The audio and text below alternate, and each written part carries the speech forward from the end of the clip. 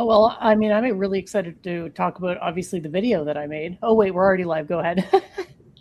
Yep, we just live Duvid here with Church of Entropy. We are live for year in review. So,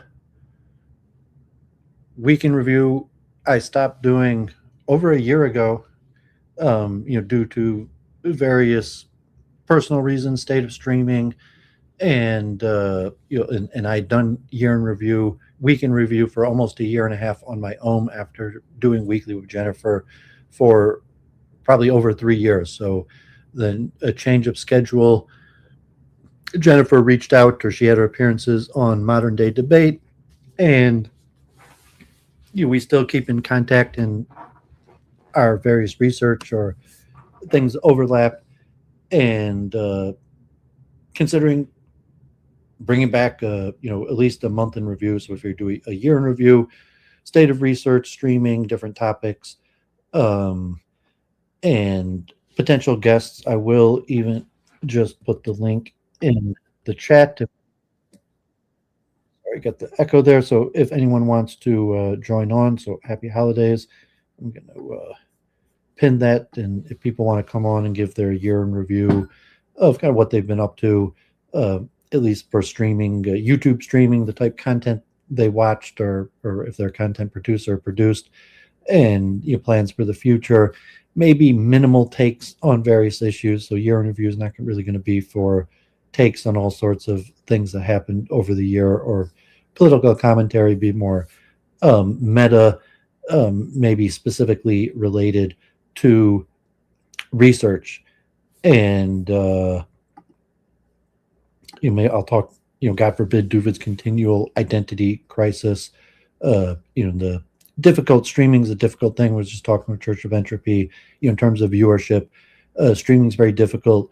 The nature of streaming has changed. It's harder to get viewership. You have to put more effort into it. You need to be on more platforms at the same time. It's more spread out. There's a whole variety of factors why it's just more difficult to get a viewership for streaming. And then, God forbid, it's the more toxic type things that pull you in. So you try for the viewership. All of a sudden you could be arguing or relatively in meaningless toxic type conversations that have large viewership, and kind of the fantasy of like making money, becoming an influencer, which was probably like mainstream. Even I had thought on that, and that's not the direction things have gone. And then, God forbid, Duvid's state in the Jewish community, largely due to my dissidence with Zionism, or the state of the war, that has caused me to largely be a critic of even Judaism at large, Jewish organizations, Israel, U.S. government, and with the state of the war or the situation. I mean, God forbid, it's kind of a lose-lose situation for me to talk about, because I'm not really, I want to be against what's happening, although I have basically no power to do anything to stop it. And it's just a question of, we call it like a virtue signal, or some level to show I'm really, really against what's happening. So, what could I do? Well, I have some takes or insight in maybe why what's happening, or the theological. We'll see what type of audience. If it's just me and Jennifer, probably won't come up. Although if people come on or want to talk about that, obviously that's probably my main area of expertise, or at least what's eating at my mind. But most days I still spend doing research. I probably spend an average 4 to 6 hours a day reading, and most of what I read is philosophy, science, consciousness, related to what me and Jennifer used to talk about. I'm also quite involved more in chess locally. I've been intellectually like studying chess, thinking of writing about chess, although to some extent that's kind of dependent on success in local ventures I'm doing within chess. It's not so clear whether these, God forbid, these local ventures are successful enough, or at least to invest the time to produce literature for chess, so to say. But that, we could talk about that, and I'll definitely talk about that, because a lot of my research is trying to connect it to chess. So with that, I'll let Jennifer do her year in review, state of streaming, and then we'll kind of decide what what we want to present or talk about, see who shows up. Yeah, like I don't know what I really thought was going to happen with streaming. I guess very vaguely. Hey, Memes, nice to see you, buddy. Hope you're having a great end to 2025. I was just going to say, can't believe it's been 10 years since I guess a little over 10 years now that I was in the news for getting my yoga class canceled. I don't know if I ever told you about that or if we ever discussed that to any extent. Yeah, we've discussed that multiple times. I mean, really, when we first met before we started streaming, it hasn't came up since we've done Week in Review. But like the Babs Cast or whatever, that's what you were known for in the beginning. That was the topic of almost every stream that you first appeared on for months. And I mean, we could circle back to that also, like the cultural appropriation, and you're just kind of what's it like to be like a Jew in Detroit trying to teach majority African American students and different fears or things like microaggressions or cultural appropriation, and also like Hinduism. I mean, even me now as a Jew, where I'm kind of fearful to like I'm not like as a Jew to like I'm culturally appropriating Judaism or something. It's like, well, you're not, like you can't speak as a Jew. Who are you to speak as a Jew? To even like, well, is it even really worthwhile even me adding to be like as a Jew, and therefore or criticisms even of that fair to say I'm culturally appropriating Judaism. So that is an interesting thing to talk about if you did want to circle back or kind of think your nature like as a streamer as opposed to a thinker, physicist, someone with ideas, to streamer, influencer, or teacher. Yeah. Not sure where to start with that, but because I don't think about myself in the grand scheme of things, I just think about what's the social progress that's coming out of it. So I mean, it's been an interesting year because now I'm actually doing what I've always wanted to do, which is philosophy, applied philosophy. So it's nice to feel like everything that I've done since then, 10 years ago, that there's not anything that like I feel that I could have done more. There's nothing left undone. I don't know if that makes sense. And in terms of the influencer thing, like only to me is like an activist in Judaism. So, okay, my purpose here as a Jewish activist is largely past. And I guess like if anything, I'm like a Hindu activist. I'm saying like no, my curiosity is my main driver in almost all of the fields, even the fields that I've already spent decades, even the fields that I know more than really anybody else that I know, anybody else that I know, like fields that I already know significantly more about than anybody else I know. It is still mostly curiosity that drives me.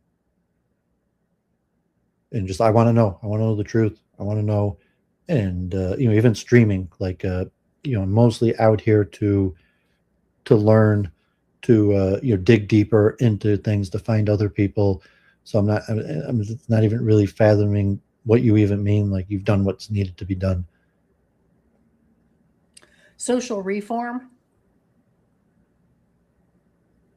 Like I mean, like you had a goal, you accomplished the goal. Like what was to be done has been done, even though the world is basically in a state of hell. Even say like state of hell is like, why are things so much worse than 10 years ago? Well, I mean, commentary. I was thinking, even just talking with Claire, like largely everything I wanted to do, I failed at. Okay.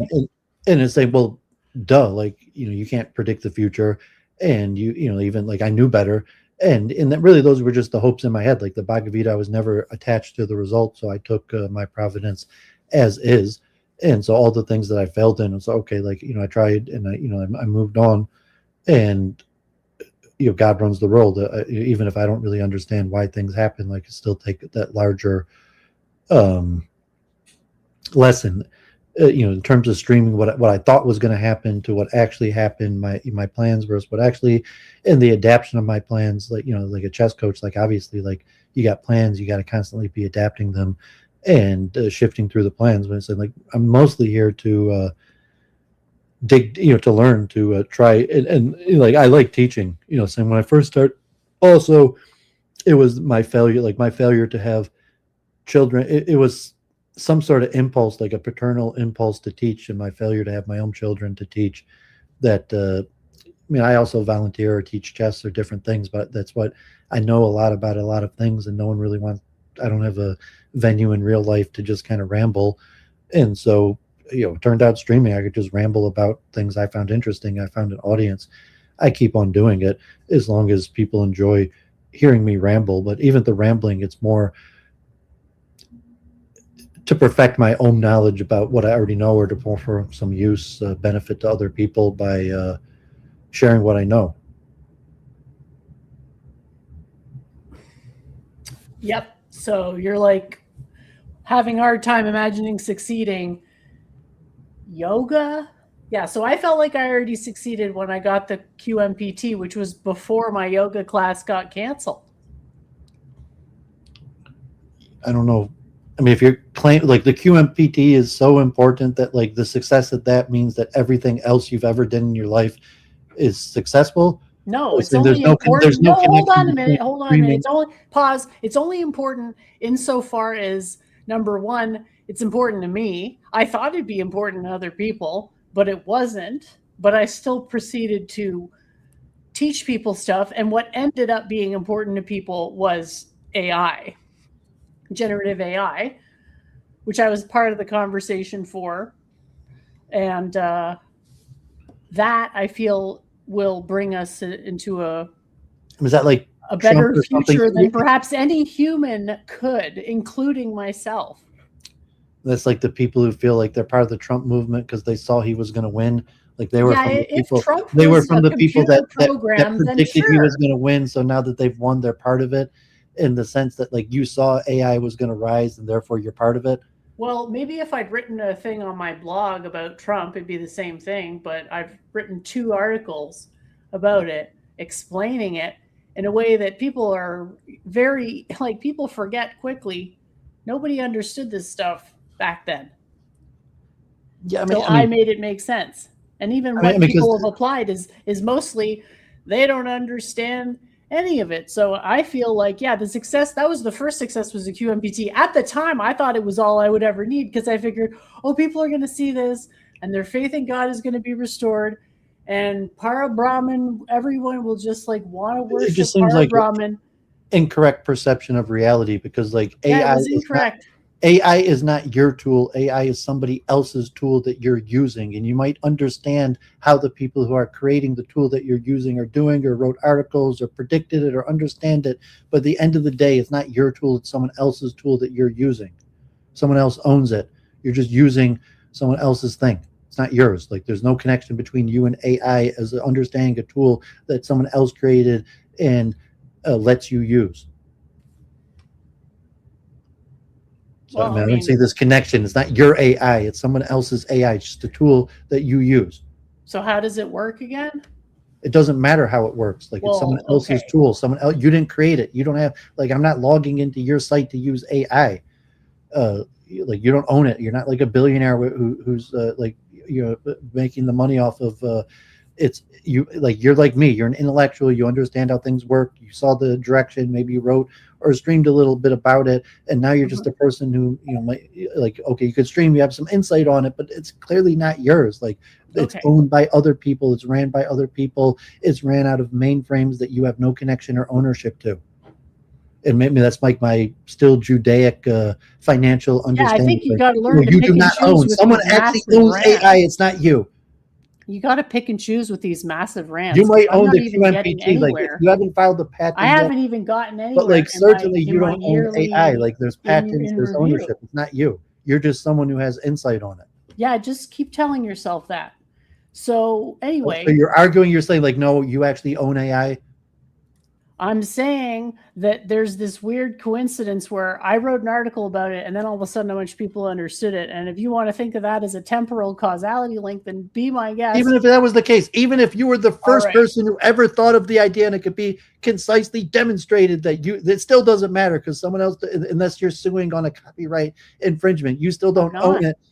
And so your claim is basically, no, I'm not, because I put it out there for other people to use. That, and I want them to use it, and I don't necessarily need credit. That doesn't mean I didn't come up with it and have an intimate understanding of it. But the you don't get credit. I'm saying that's the point. Like, you don't have credit coming for anything. You're just a comment. You only have credit coming for like commentary or foresight to being smart. Like, I don't see how you're trying to claim credit for AI or something. It just seems preposterous. Well, because you have your proprietary definition of AI. Unless like you're secretly like Sam Altman's sister or something, like you're Sam Altman's ex-girlfriend. But like, no, I mean, I don't think so. I think it's just preposterous. Okay, let's just move on. So yeah, it's been a good time. I've had a lot of personal growth, which is always nice. And working on my writing as usual. And I did a YouTube video recently. Like, I was pretty excited about that because that's sort of been on my mind for a while. And I was like, okay, let's just do it. How should I share links? I guess I'll put them in the private chat. I'm sharing your screen, so if you want to put a link for the audience, just put it in the public chat so that they could open it. If you want it to put on the screen, just put it on your screen. Okay, I gotta have you do it because I'm not on that computer, so it's in the private chat. I did not create the internet. I mean, it's your general like mayavadi way of framing things that is always I'll always be in the opposition to that principle. Yeah, it's like maybe you're just trying on a new identity, like a teenager or something, and. Well, I think it's just wrong and dangerous. I think I mean, your way of, I mean, like philosophically, if that's you're from, it's just a wrong and dangerous way of understanding the world. Okay, well, it's like so basically you're saying lie because other people will be upset, and it's like, okay, I can do that, but then no, I'm saying your worldview is the lie. So like, you're not lying in the sense that you're just corresponding to your worldview, but like, unfortunately, it's your worldview that's actually, it's not you that's the lie, it's your worldview that's the lie. Oh, okay. Does it generate contradictions arbitrarily? Yes, I mean, basically everything you say is a contradiction. Okay. I mean, because you have the I mean, the mayavadi, but I mean, basically, basically the I am God, I'm God, I'm God, I'm God. What I'm saying is true because I'm God. My understanding is true because I'm God. And I mean, saying it's a heresy, it's a common heresy. It's philosophically dangerous. I mean, say like if you're in like theological school or like, I mean, that's one of the biggest parts of like, maybe like anti-Judaism, that mayavadi complaint.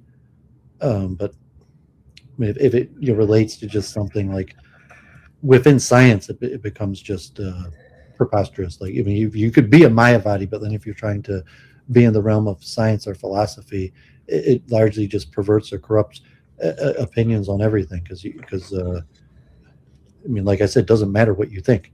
And if you're like, you're a mayavadi, it's like, but I think, it's like, I don't care what you think. Like, we want the argument, the logic, and want to separate it from yourself. But like, if you're a mayavadi, it's just impossible to do that. It's always about you. And it's saying like a lot of people, I mean, majority, like yeah, I did the periodic table because I'm a narcissist. People. I was saying mayavadi is need a lot of affection and love, and I'm always in need of attention. So I just divine the quantum periodic table. I mean, even mayavadi is a pretty high level. That would give me attention. So I mean, like mayavadi is, I mean, it's like base Hillel and base Shammai. Like, it's at least it's the acceptable wrong school. But I mean, like mayavadi itself is a high level. So I mean, it's like Ramakrishna, Shankaracharya, they were Mayavadis. Even Dayananda Swami. So you realize that if you're going to call Shankaracharya and Dayananda Ji Mayavadis, that I'm not going to feel like that's a criticism I can get myself out of. But that's not even my criticism. That's my teacher's criticism. So even just to recognize that, saying that's not even like I'm probably not even smart enough that I would have put that criticism together on my own. Like I had to have been taught that by great scholars, even just to be able to recognize that, because like there's no way I would have known like Shankaracharya and Dayananda were Mayavadis. Like I had to have read great scholarship from teachers to even have known who those names were and what was wrong with their philosophies. Oh yeah, so wrong, so unenlightened. Well, it's not. Yeah, and no, it's a form of enlightenment. Like it's like, because like obviously, like Mayavadis they're not. It just comes out in trying to learn something. It's like this little twist and perversion, like every single thing that they say. Because like, they're appealing that's the to annoyance something level. that So even like the contradicts Mayavad, they're not really your doing anything. worldview. They have like basic enlightenment, but just like they got a twist. They're appealing to something that is not part of your worldview. So you're like, oh, I'm triggered emotionally because it's a different axiom than my religion. It's like, you should expect that. You shouldn't expect religions to converge on their morality or axiomatic presuppositions. No, I mean, when I was deeply involved with Hinduism, I dealt with Mayavadis all the time. And like I was at the forefront of the Mayavadi, like I was going to Amma, like in Detroit, like Amma and ISKCON, like I was at the forefront of, I was even in the Q&A of like traveling gurus from India, like literally the biggest gurus from India that come to Detroit. And like I was in the crowd during Q&A asking him questions about this from like different sides. And like, yeah, did you rebuke Mayavadis? No, I was a Western. I was just asking questions, but I asked the Mayavadis and I asked the ISKCON, I asked basically similar questions to all of the leading gurus that come to Metro Detroit, from the anti-Mayavadis to the Mayavadis. And like, I just personally, I signed more with, I guess the Gaudiya Vaishnavism and IC, but I'm saying like, since I'm not involved with Hinduism, like you're like actually the only Mayavadi I actually speak to. So I'm just saying like, oh, you're Mayavadi, like it's clearly in what you're saying, everything, it permeates everything that you say. However, like relatively to my day-to-day life in the last month, like I don't think I've spoke to another Mayavadi than you. Although maybe like yeah, they're not that common. Even I met a few like Indian chess players that were quite good at chess, and they were Hindu, but yeah, they're not even at the level to be a Mayavadi. I mean, they're within the school of Mayavadis, but I mean, they're just, it's quite rare. Mayavadi is quite rare. It's not a common thing. Well, I mean, I'm saying most Hindus follow Mayavadis. Yes, but most Hindus are not a Mayavadi. They're not themselves Mayavadis, but their leaders, their gurus are. Yeah, most gurus aren't even Mayavadi. It's very rare. I mean, you mean true, like, so it's kind of just kind of. Not every guru is appealing to their own authority as divine. And ISKCON, Mayavadi is generically tossed around, but I mean, it's a lesser because like there's a scoundrel and a cheat, but like a Mayavadi is not necessarily like a bad, evil person. They're just philosophically in the wrong school, and oftentimes they're actually trying to do the right thing and largely good. So it's a level to be, because like a Mayavadi, at least, they know the principles. They just have that twist on it in the essentials, like I am God, and as opposed to I am servant. And so the Mayavadi by nature, no, I'm not servant, I am God. And so that is just like a false and dangerous school. And really, like that's, I would relate, like Zionism is a form of Mayavadiism. I'm not saying dear. What is? I mean, that's the point, is saying I am God, I'm not servant, as opposed to the anti-Zionist. It's kind of like I'm servant, I'm not. And the Zionist is like, no, I'm ruler, I'm God, I'm not servant.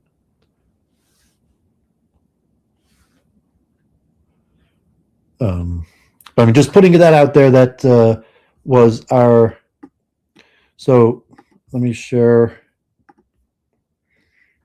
I didn't really get a chance to go over anything from my year in review because you just really wanted to disagree with me there. So I guess I'll just wait. Oh no, I mean you could ramble or whatever. I mean, like you stream and saying like you put like you leave an open space or Well, but you you're feeling like a loser because you've got your identity crisis, and I'm sympathetic to that. It's just like, yeah, I'm a winner. I pre-won because I like to pre-win because I don't like to leave myself the option of not winning. And that no, I mean it's periodic really table just is your how I poor. did that. It's just your poor streaming skills. I mean, because like the reason why people cut in on you is because you ask rhetorical questions or you pause too long or speak too slowly. So like if you were just speaking, I wouldn't. But I'm saying because you speak slowly or you ask rhetorical questions or leave a long pause, I jump in. Oh, sure. So yeah, I posted my. That's why you don't get any talking time on modern day debate. These are kind of rhetorical skills that you're weak in, and you know there's certain like there's a short pause. When you do a short pause, like it's bad streaming, it's dead time, and I'm gonna jump in like.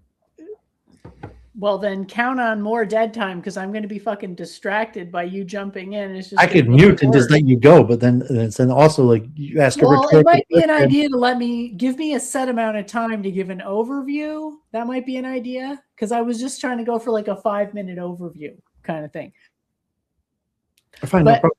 you caught me off, so it ended up being like it feels like a long-ish digression, but Cut you off. You handed the mic back to me, and like once you oh did, I sure. rambled for 10 minutes. I didn't cut you off. I didn't steal the mic. You handed it back. You asked me, and then I rambled for 10 minutes, maybe. But like I didn't like you. You handed it back to me. You asked me something, and I rambled on and on. Like that. That's how it works. I'm sorry. If you don't want Okay. that to happen next time, don't ask me something, Okay. or say like, okay, that's enough. Got it. Yeah, so didn't want it to just be like a 1 year. I wanted to also sort of be a 10-year because it's important that what one does is consistent with what one has done in the past. And I'm sure a lot of people are like, you don't want to have as much fun anymore. I never really wanted to have that much fun in the first place, but there's a level to which people won't be open to your ideas at all unless they feel like you have a cultural resonance with them. So, that's an important part of sharing ideas. But there's also the side where I don't really feel like anything I as an individual does anymore matters because the generative AI movement is just so excuse me, is so powerful, and it's putting so many wonderful incentives on higher intelligence that I just have faith in intelligence itself to uplift mankind. So in that sense, like, I'm ultra happy because it means I have even more options for what I have to do. Like if I wanted to do a basket weaving class, it wouldn't matter as much because I'm no longer in the position of trying to argue for some abstract goal that probably is not like what's on the screen right now, not really that useful to most people. There's something that isn't useful to everyone maybe yet in a direct way, but it's a pretty impressive amount of people that have started using generative AI, ChatGPT daily active users going up all the time. So my main, even though for my own preference, like if it was just me, the only person in the universe that existed, I would care way more about the QMPT. But because that's not the case, I care way more about AI because that's what's actually in the end uplifting people in a meaningful, relevant to them at the point that they're at instead of the QMPT, which was only relevant to me because it's like, ooh, pretty pictures makes me happy kind of thing. So I compiled some dating advice and financial advice and a couple of YouTube videos that I can share later. And I'll hand it over back to David.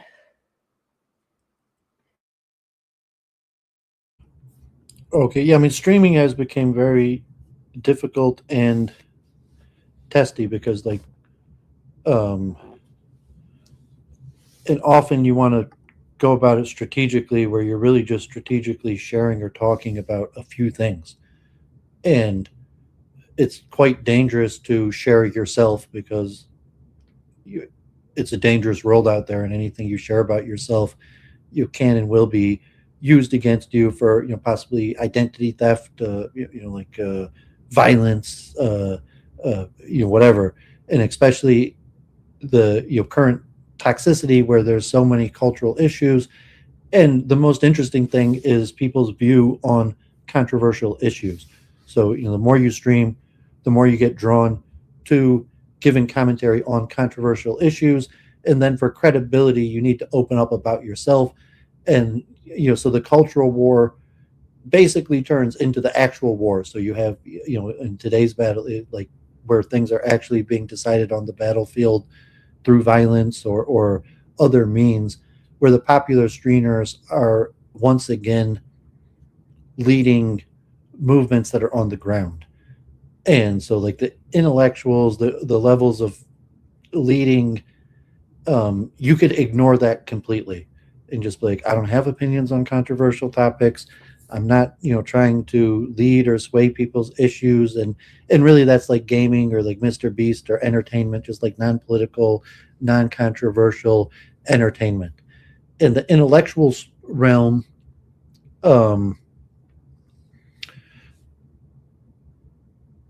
there's similarity to theatrics and popularity to becoming an influencer versus just using the technology to have conversations, to have public conversations, recorded conversations, group conversations, to share knowledge, to gain feedback. And so it's usually like life in general. To take a systematic, organized approach, you could try trial and error, best practices. But as of now, streaming is very difficult due to the personal risk you put just by putting yourself out there on social media in general. And even think like, okay, my expertise, my thing like is Judaism, and to some extent Judaism is related to the most controversial issues out there. And I like talking about those, and they're important to talk about, but the manner to do that, and then like I've said the whole time, debate is actually a precursor to war and or to violence. And at this point, to some extent, the time for debate has passed, and most of these things are unfortunately going to be settled on the battlefield. So to rehash, like go, this or this side or that side, unfortunately the battle's already started, and there's not really a negotiation going on. There's not like, saying, so at this point the war started and I don't officially represent the Jews. So what's the purpose of negotiating with David, who doesn't officially represent one of the parties? And my only other stance is, do I want to be on the other side? Because there's a war going on, and I don't like my side, but it doesn't put me on the other side. I have no real connection besides for morally. But in terms of the issues, like, okay, like AI is an important issue. And when we did Week in Review regularly, when I did Week in Review myself, I constantly talked about AI updates. I went over presentations, PowerPoints, I shared links. People in the chat had interesting information. Jennifer, when she occasionally joined, that was usually her topic of interest. And if you're streaming regularly and update, like that was an important part of Week in Review. Like Year in Review, I have a lot of thoughts. Like I follow AI. I've started using Google AI quite often, and I even was noting on Facebook that at this point I think AI is better in many ways than near the top humans. And I don't have preparation of like the research or slides, but the evidence is showing that across the board with the various Google Mind alphas that like chess, there's many where the top humans are still better, but overall the top AA programs are up there with the top human experts in almost every field, and within specific task performance, the AI is beyond what's even imaginable in terms of like human performance, like AlphaFold, or just various tasks that were far beyond mental capacity or at what previous been our ability to program the computer to solve, has advanced. The power of AI is becoming, then there's also the robotics aspect or the data centers, and then so that, well, the ChatGPT, the really the LLMs and the chatbots are a tiny part of AI, and it's actually the manufacturing AI that's, I would argue, more important.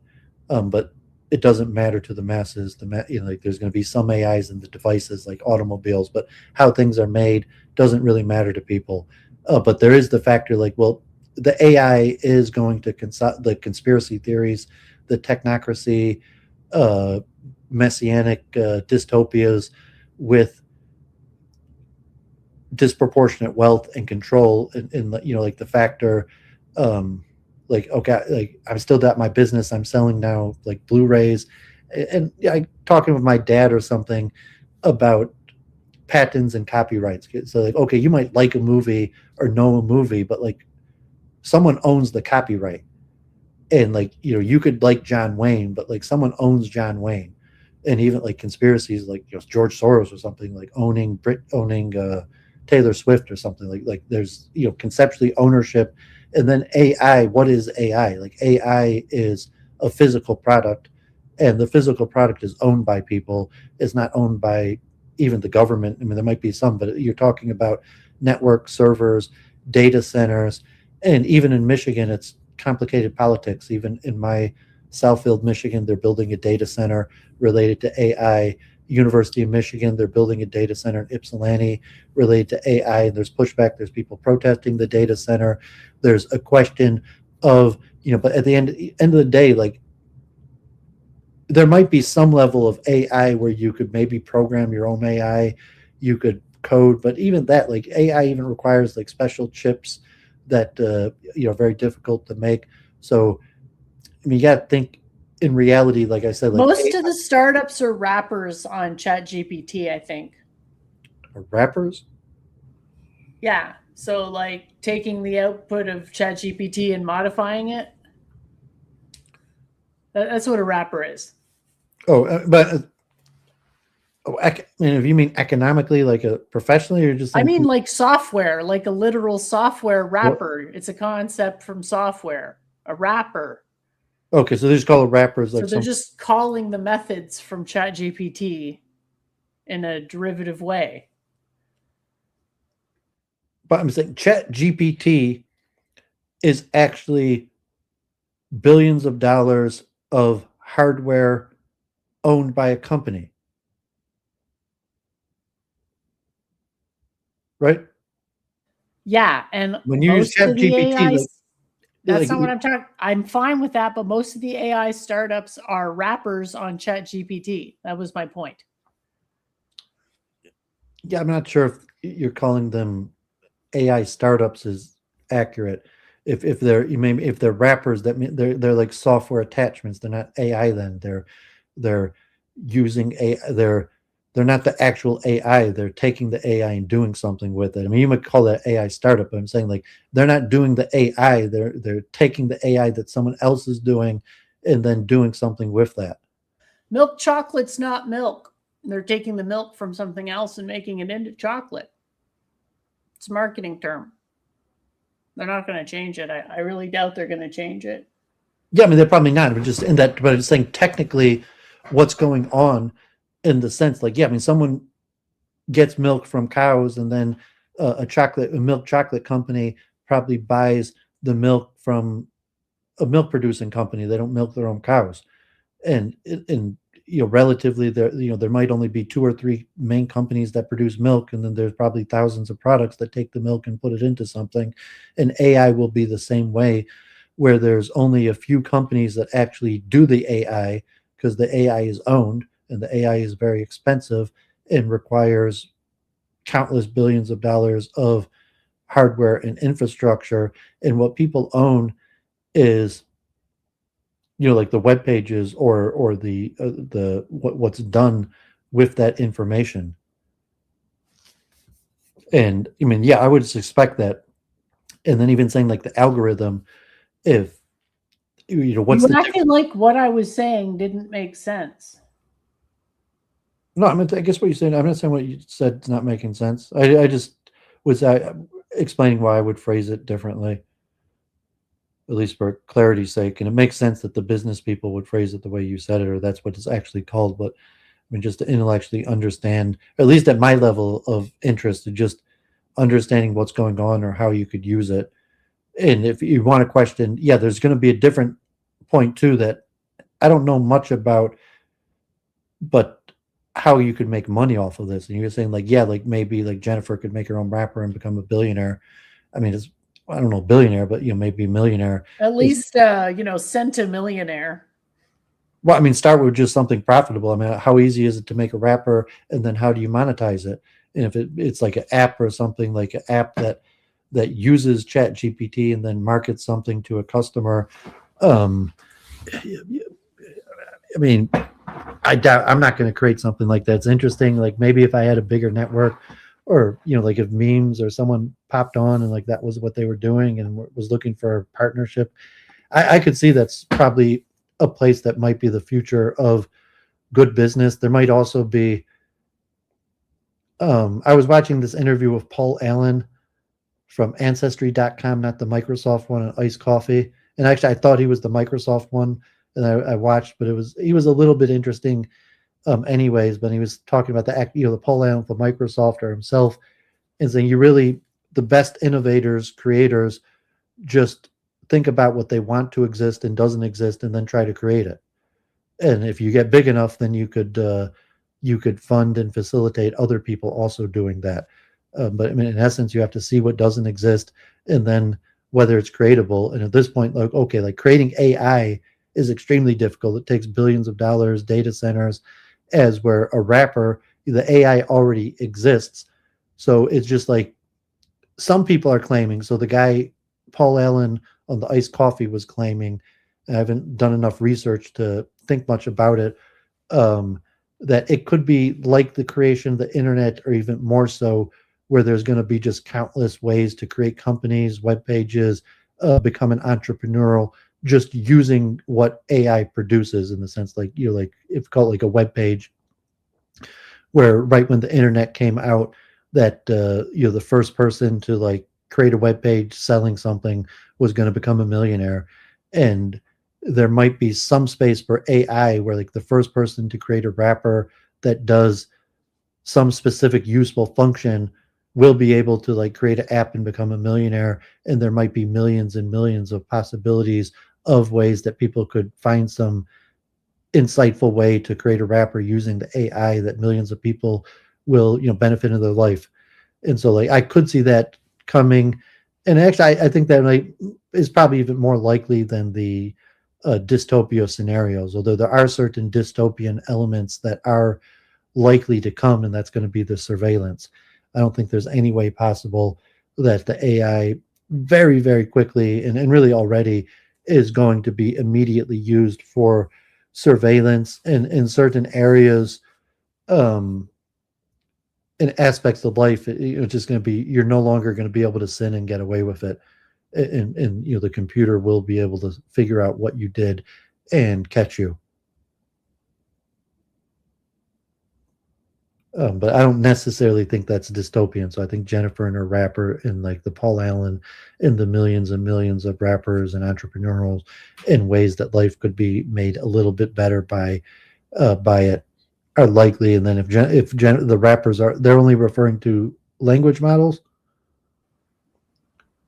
Well, I mean because like that's sort of a semantic thing. It's like, do you want to call their image generator a language model? I don't think they do that, but they basically have two products: an image generator and a text generator. Well, I mean, we spoke last time, and I was saying why manufacture is actually more important than the I completely see what you're saying, because language models.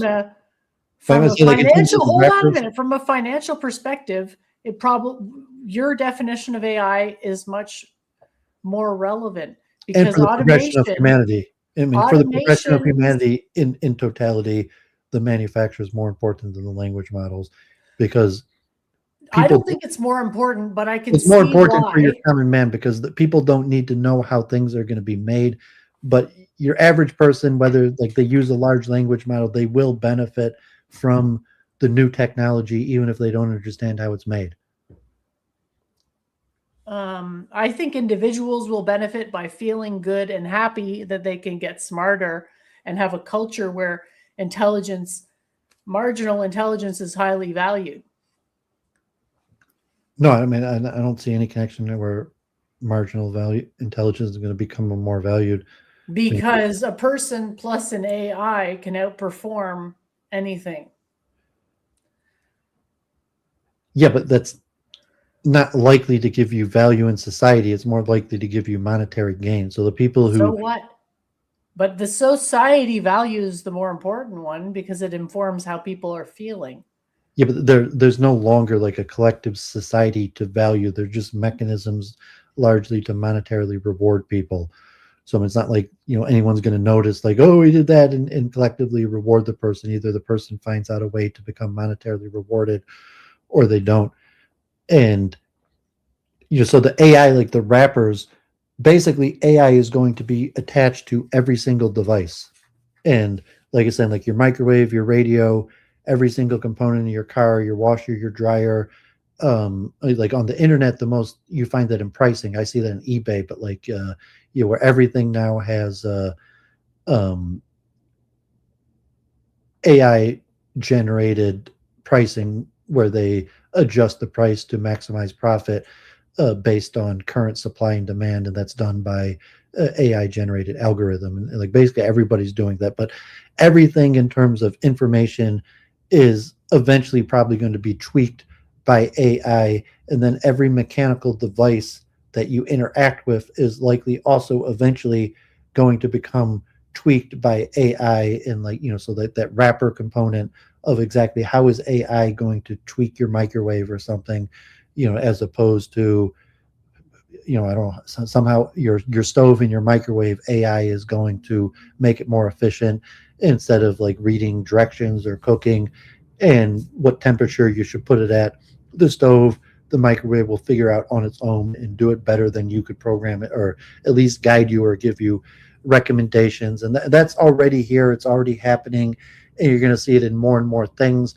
And as you get new devices, whether you directly interact with a chat, like I said, like the chat box is actually, so if you're computer savvy, you don't actually need the chat bot. So like I said, if you know how to interact with the AI, you're probably going to be interacting directly with some sort of machine language or numbers, as opposed to chat. And so the question is like, why, whether you have like devices where you could just talk to your microwave, and it's like, microwave, heat me up some popcorn at whatever's in the microwave would figure out the right time and temperature on its own. But like, I mean, that's reasonably possible that it could be, you could probably already get that. Like you could probably already get a microwave you could talk to. Like the technology is already there, but financially to mass produce it, and it could change basically everything that we do. And just what I'm just saying, like, it's just going to be a handful of people that are really behind the scenes creating this technology, and then let alone like the manufacture, the implementation to the sales of it. But that's likely to affect everybody in all aspects of their life. But there's likely also to be a larger increasing educational wealth divide. Is that these devices are going to be more expensive, more difficult to work with, and you're going to have to, like, just to work with the AI to understand how to use it well, you're going to probably have to spend years, maybe decades of understanding, is where, that's where you have your various UBI or visions. How is this going to affect society. But I mean, just saying that AI is very difficult to actually work with, and it's probably always going to be technical experts. And the question, what could your average person do with AI? They're definitely going to be able to do a lot more than they could. It's going to be almost miraculous to people, but people, they're not really going to be interfacing with AI. They're going to be interfacing with wrappers that sophisticated entrepreneurs and coders create, and then the wrappers that people interact with are probably going to be designed to be kind of like dummy proof. So it's not really like interacting with the AI. It's interacting with some sort of interface that's made to ergonomics of understanding that people don't really understand what they're doing. So you're presenting in a way that's not accurate, so it's more easy to work with. Yeah, And the that's idea really is what that smart the people, ChatGPT LLMs are doing in the first place. the idea is that smart people can leverage it more, so it creates an environment preferential to higher intelligence. I'm not sure, that may not be the case. Oh, it Because, may be the well, I mean, case. you're going to have very, very smart people that could create wrappers, but besides for the creators of are very wealthy people, because like I want to do a specific function that nothing's done. Can you figure out a way to get the AI to do this for me? And so if you have large sums of money or geniuses, to just figure it out, as opposed to the ones that are going to come on the market. But like if you're an expert, you're probably going to work through the wrapper, and then you may not actually have that much benefit over your expertise from the person, because you're going to be limited to the wrapper interface as opposed to the true power of the AI. And your expert person will probably not be able to directly interface with the AI. They're probably going to have to go through a wrapper. Well, ChatGPT is a wrapper, but yeah, they probably have to go through several wrappers. Yeah, so it's going to factor in, if you have like billionaire Dr. Evils or something that have their own wrappers that could do functions that no one else in the world could do, and they don't plan on sharing with anybody. They just plan on doing it to gain more power and wealth, as opposed to your normal entrepreneurial process that figures something out, release it to the public, it becomes massively used, they make profit from it, and it could be infinite, near infinite, the amount of wrappers that could do useful things to millions, even billions of people. But yeah, then the technical, like I said, like an engineer doesn't really necessarily have a better driving experience than someone who doesn't understand basic science, because the engineer has to interact with their automobile through the interface, and the interface is meant to be understood and operated by someone with no technical knowledge. So, I mean, it's hard to gain your engineering benefit operating through the interface that's meant to diminish your engineering benefit, knowledge benefit. And so it's saying that's unfortunately like you yourself, because like you don't own the AI, you use the AI, you're limited to what the interface allows you to do. Yeah. And if you didn't like that limitation, AI is like billions of dollars. Like to actually like, well, I want my own AI. And you just think, well, you need a data center, you need a power station. You might, at some point, it's like, well, what would an AI with my MacBook? If I had a MacBook, and it was just an AI algorithm to do some, maximization, utilization function, there's probably going to be countless ones of those where you don't need a data center. You don't even need a MacBook. You could probably, like I was saying, like your microwave or something. You're probably going to have AIs that don't even need like expensive chips or microprocessors.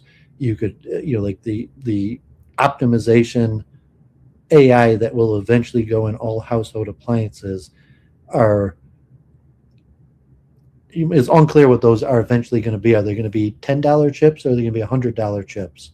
And how complicated are they going to be? Yeah, right. I'm not really giving a shit about a kitchen AI. I care more about like people can buy other people's priors on the Gen AI to get smarter, because once they start getting a little bit smarter, they're going to want to have more opportunity to get even smarter, which will come from using the ChatGPT trained on a smarter person. Yeah, but same, it's just a life optimization. So, I mean, for example, God forbid. Yeah, that's what it's all about. Is a better life through higher intelligence. Yeah, but I'm saying like your microwave AI chip. That's a very tiny, tiny, tiny improvement to my life. Yeah, but it was just something that everybody could conceptualize and saying, well, what's the even improvement? It's not really, I mean, an energy, because really the improvement's going to be energy efficiency. I mean, there might be a minimal improvement to you, to like you are less likely to under or overcook things, that the AI might help you cook things more properly, so you less, but besides that, the benefit is mostly to energy efficiency. So like the AI that's going to go in your household devices is, some of them are to benefit you, but no, I mean the main purpose of those is going to be for energy efficiency. And that's why the point is like, yeah, who cares about energy efficiency? Like, of course you don't care about energy efficiency, but you should care about energy efficiency. And that's the whole point, like trying to get people, if you could get the AI to force people to be energy efficient. And so like that's a given. Like I'm saying, like that's going to happen. And like you might not care or not, like whenever like you're going to get your next device and like, oh my god, the AI automatically makes it energy efficient for me, like that, like is guaranteed on the work. Some of it's already in existence, like whether you care about it or not. I mean, and at least like the technology to like just the intellectual, like, well, yeah, that's something that could and should be optimized. Like, yeah, if AI could optimize energy efficiency, it could and should. Why not?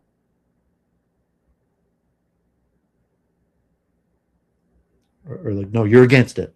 I'm against using AI to optimize energy efficiency. I'm sorry. I just don't think that that's particularly sociologically relevant. I'm not against it. I It's just the most relevant don't thing, think because it's the that biggest important. danger facing humanity is the ecological footprint. I'm saying everybody's ecological footprint is way, way too big.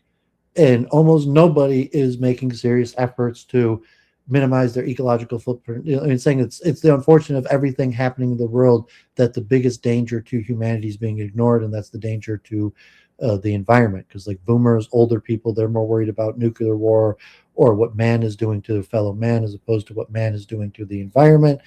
And so I would put that like, no, I mean, the Chat GPT, the large language model, that's just entertainment. For the direction of humanity, it's the AI is to limit the destructive behavior of people, and that's going to be day to day. Because it's like even Jennifer, who's a basically good person, do-gooder, ahimsa principles, like, so I don't care about energy efficiency. It's like, exactly, that's why we're going to put the AI in your devices to care about energy efficiency for you. I care about the environment in a broader sense. I just care about making efficient modifications, not superficial, hand wavy, virtue signaling dog shit that actually makes stuff worse in the long run. You don't think that AI will unquestionably be able to, better than humans, maximize energy efficiency in basically I'm every glad single that it device that we will. use? I'm glad that it will, but people's temperature in their house being 1% more efficient, that's not a sociological trend that I care about. So I'm not focused on that. I'm focused on the improvement of society And through here's your a higher mayavadi achievement. again. It's like, Yeah, it'd be nice if I could actually finish a sentence, because it's like, I don't accept your criticism as valid. Nobody in my tradition ever would. Move on. At least let me get out what I'm trying to say. Are you really trying to tell me that improvements to surveillance are more social, more important on the grand scheme of things than in a teacher being available 24/7 for free to anyone? I mean, I definitely could make the argument. Yeah, I mean, unquestionably, because you like the masses and their use of chatbots is questionable. But like, yeah, I mean, the surveillance state, we're likely to reach a state where, you know, when the punishment for crime will still be an issue, but like doing a crime and getting away with it could basically become non-existent. I mean, because basically the computer will be able to monitor, certainly all public spaces and even most private spaces, and piece together basically what happened. And so, I mean, if you wanted to get metaphysical, more meta about it, we're arguing about karmatic category, and whether categories are, have higher weights than others. And so you might claim, like you're claiming, that the karma of like people being able to largely just receive answers to their questions through a chat bot is like the pinnacle of karma, as opposed to, the end of crime, or protection of the environment, or manufacturing of future technology. So I mean, just from my karmatic understanding, like people being able to like type in some chat box and get answer to the questions, not really that the big. question is, which one is more efficient for ahimsa, and relieving the suffering of people who have been suffering for a long time because their intelligence has no vehicle in their society is worth a bit more than saving $10 on your heating bill, in my opinion. Yeah, but it's not the saving $10 on the heating bill. It's the damage to the environment that people cause and need the computer to prevent them from doing. It's not the money. And that's, I love how now you care about the environment. Where was this care 5 years ago? I'm just an engineer. I'm not necessarily whether I care about the environment or not. I just find it funny that people only care about the environment because AI is changing society into being knowledge-centric rather than property-centric. No, I mean, what AI is going, you're looking, what AI is going to do is going to limit the amount of bad decisions and bad behavior that humans do. And it's going to do that by taking decisions away from people because people make poor decisions. And in terms like energy efficiencies, appliances, and that, like, just efficiency is a somewhat of an end goal in its own place, going together with the ahimsa principle. So a person's own bad karma that they don't know that they're causing by environmental damage. And so if the computer could just limit that for them, and then even in terms of like the ahimsa principle, we're talking about like murder, rape, theft, battery, assault, violence. Like I said, like, yeah, the AI and the surveillance state and the data center, when you have cameras and microphones on every corner and every bedroom, and the computer has access to all of that, like no one ever in the future of the world is ever going to get away with anything ever again. And it's like the ahimsa, like, I'm not saying like you're going to solve murder. I mean, obviously people might murder each other like on broad camera and knowing they're going to get caught.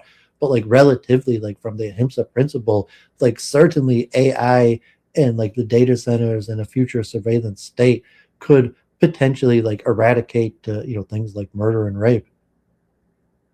So the question is, how much of that proportion to suffering total is it? Oh, but like some person, like not their intellect, like, so I mean, at some level, okay, like how many, you could statistically, like, I mean, like, I'm the question is, are people happier now after AI or before AI? If AI solves, like, let's say if AI prevents or solves, like, I don't know, like 1,000 murders, 1,000 rapes, and but like then AI like has meaningful conversations with 1 million people, like from the ahimsa principle, it's like, well, like 100 million people had meaningful conversations with AI and gave them a small benefit in their life, versus like 1,000 murders. So it's I love that you see that as a choice. It's like we couldn't possibly do both. Well, I'm saying you could do both. I just said what's more important, and then let alone. The question is, which one diminishes suffering more? Yeah, so that was just I said what we're arguing is more a karmatic worldview frame. We're not really arguing about AI. We're arguing about karma. Well, yeah, that's pretty much all you and I ever argue about is checks and balances for karma. Yeah, so I'm not saying that. That's why I'm saying that the LLMs and the chat bots, relatively, I mean, there's still probably 15, 20, 30% of the picture. I would put like manufacturer, probably like even 60%. And because like, and because you're seeing everything as, because I'm an engineer. You're seeing stuff as equivalent to money. Everything can be bought for a price. I'm an engineer. I don't know why you're putting like I'm a Jew or money. I'm saying because I'm an engineer. I understand how things are made. I understand what AI is important for making things. Because the direction of technology and devices. I didn't even mention money. I don't know what you're the one mentioning money. everything you're talking about has to do with money and commerce. No, it doesn't. Money and commerce is only under our current economic order in terms of, yes, manufacture, everything from from mining to refinement. Manufacture has financial points of transaction. Anything in the physical realm, ChatGPT has any point of interaction of anything has a financial point to it. But I'm not talking about the financial aspect. I'm talking about purely the engineering, technological, about what the technology could actually do. Now you're talking about automation. And automation usually makes you make money faster, unless it's put to a specific end, like intellectual development. I thought that was self-evident, but I guess didn't even not. mention automation. I mean, automation's. Well, what the hell is AI then, if not automation? Because that sure sounds like your definition of it. So I include. So when I said I think manufacture is over 50% of AI, AI includes manufacture and the devices. So automation refers to automating the manufacturing process. And so AI allows you to automate the manufacturing process, but then AI is also in the devices that are manufactured. So you have two aspects. You have the automation and the AI involved in the manufacture, making the manufacturing better, more efficient, able to do more. And then you have the AI that's going to actually be in the device that eventually reaches the consumer. And so I'm putting those together. You could separate those. So if you separated those, maybe like AI, I'd put like 30%, 40% automation, manufacture, and 30% devices. 20% of what? Of like the overall karmatic impact of AI. So the majority is in the manufacturing process. The second biggest chunk is in the actual devices that are going to have AI in them. Karmatic according to whose rules? According to my MTH derived current understanding of karmatic value. Meaning? I mean, karma. Karma is a hypothetical science. So if I'm saying one thing has more karmatic weight than other, it's obviously quite hypothetical, very difficult to test. If you're attaching it to material, I mean, like the Yogi Berra, predictions are extremely difficult, especially about the future.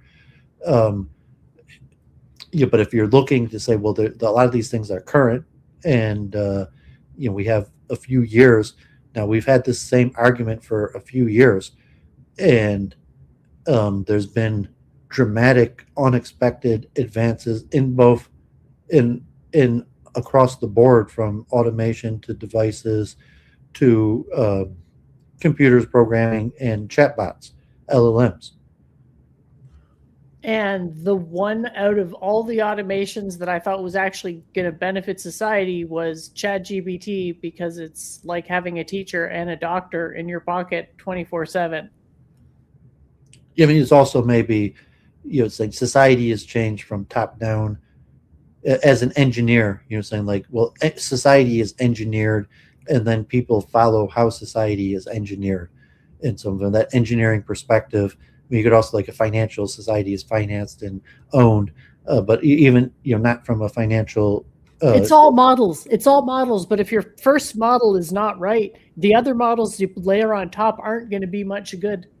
Even if you have bad models, if the engineer gives the people bad models, people are going to have bad models, because the engineers, people don't really have that much decision power. And like the engineers engineer society for people, and people are basically forced to fall into the way society's been engineered for them.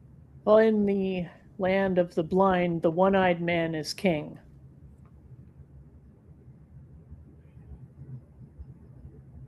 Yeah, and then, I mean, so there's civil, like I'm a civil engineer, so there's the actual civil engineering in terms of the creation of the infrastructure of the construction infrastructure, in terms of, okay, like, gas stations and combustion as opposed to electric, or AC versus DC, or anything where you actually have an engineering infrastructural decision that for whatever reason has been decided, and that's the infrastructure is. So I mean, certainly on the engineering perspective, the public has very little say, very little even understanding about the infrastructure that, like I said, the internet's a physical infrastructure, it's physical equipment. And the public doesn't really need to know about it. It doesn't even benefit the public to know about it. But it's just, the point is engineered by engineers, and the people are forced to operate within how it's been engineered, like how you get your internet, the type of devices that you purchase, that you use, that you can operate. Like that's not within the consumer's realm of choice. That's been engineered for them. And so that's why I say it's more top-down important, how it's going to be used at the engineering level, because the engineers are going to decide how society's structured and built, and the people are just going to react to how the engineers design and build for them. Do you fundamentally disagree, or you still just think the individual bottom-up level is still more important? I don't fundamentally disagree, no. I'm not looking at the material consequence. I'm looking at the spiritual consequence. And I'm weighting suffering as proportional to capacity to suffer. So there's a lot going on that, yeah, people being relieved and happy about. Maybe it feels like even a friend, if you've never had a friend. Well, I think that can be transformative. What's even friends or familiar relations, you're just saying that they're going to be better mediated by the computer. And at some point, all relationships, you say, like, okay, you could conceivably have a relationship unmediated by the computer, but there's really no reason to, and the benefit of allowing the computer to mediate your relationship betters the relationship. And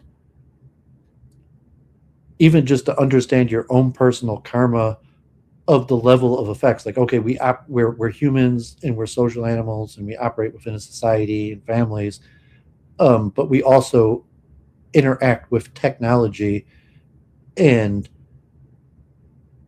on some level, you say, well, our interaction with technology is just completely meaningless. It's our interaction with people that matter. But if you try to more objectively map out your, in any calculable way, like any say, like, what's the meaning of life? What are you trying to get out of life?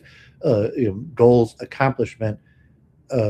We've reached the point where our interaction with the machine is more important than our interaction with our fellow humans.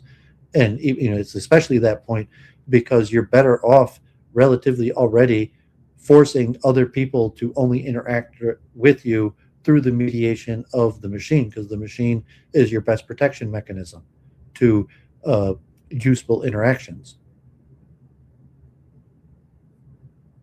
And so, I mean, you'd have to examine your own life, but think, from when I get up to when I go to sleep, I'm constantly interacting with machines, and certain machines are more important in my daily life. Like if I lost the ability to use certain machines, that would definitely affect me in at least task performance in many of my important daily tasks more than losing interaction with certain people. Oh, dang. That's sad. It's not sad. It's just an accurate representation of karma, and that everybody's life. And it's like, I would just, like, people who talk to their pet or something. I don't talk to my appliances, but I'm saying my appliances are more important. I mean, somewhat like my life savings, my money is just a number in the computer. Like my ability, like I know how to talk to the machine. Like I don't walk around with money. I walk around with confidence that the machine is going to recognize me. So I go to a restaurant, I go to a store, I don't bring money. I just, I bring a credit card or identification, and then they have a machine there.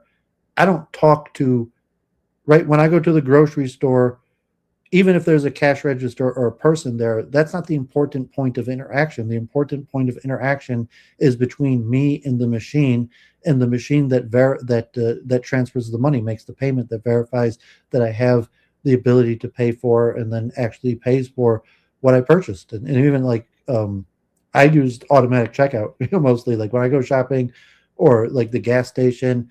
I don't really need to interact with anybody. Like obviously, like when I fill up with the grocery stores, they still have human workers, but my interaction with the people there is completely voluntary.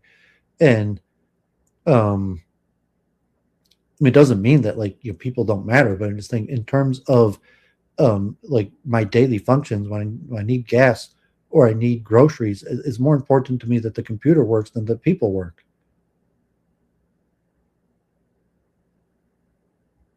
And I don't know whether it's sad or impersonal. It's just an accurate description of karma.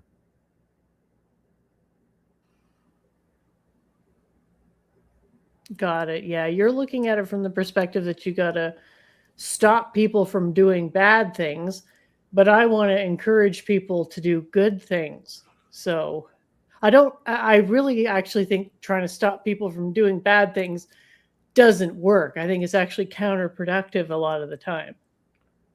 Well, I mean, I wouldn't use the word good or bad. I mean, like energy efficiency. I mean, because it's like life or death. Like, there's a different question, like good or bad, and like when you talk about computer facilitated human relationships as opposed to computer facilitated transactions. But I'm saying like the daily necessities of life, which does not actually include other people. So it's good to have other people, but like in terms of shelter, food, heat, the computer could provide all of that to you without other people. I'm saying you don't need other people, but in just terms of your daily necessities, your relationship to your daily necessities, to your wealth, to your success is more mediated between you and the computer than you and other people. And even your relationships that matter are largely mediated through the computer, that you need the computer to mediate your human relationships also. You don't need to, but I'm saying it benefits the people themselves to allow the computer to do it. And then just karmatically, you got to say, what's, I mean, you just think like, okay, I owe no debt to the computer or something like that. But I'm saying like, no, I'm karmatically, the computer is doing something for you. And there's some sort of karmatic. It's not like, oh, because the computer did for you. It's not like it's a karmatic calculation. Like, no, the computer did this for you. You interacted with the computer. Like I went to the gas station and I filled up my gas and I paid. I didn't deal with any people. I dealt with the computer. There was still a karmatic interaction, even though there was no human interaction. And, at some level of calculation, you say, okay, I value human action more than, just like eating. Like, I don't, eating doesn't matter. Like, I just put food in my mouth. It's my human interactions that matter. Like, eating is just part of being human. And it's like, well, no, I mean, there's some karmatic value to everything that you do. And AI is going to affect basically every aspect of that. And it's not the human interactions like ChatGPT. That I look at those more in the realm of human interaction, because even like in terms of history or explaining things to you, as opposed to facilitating, and generally technology just makes people's lives better. It's like everybody basically, I don't know if everyone has a microwave, but like almost everybody has access to a microwave. Most people like that have standard non-poverty living conditions have a space that has a microwave. And most people like their microwave. And you just think like, I don't think anybody would necessarily be against their microwave being more energy efficient. And it just a natural thing that you want to hand over to the computer, because like human frailty, human weakness, people are wasteful.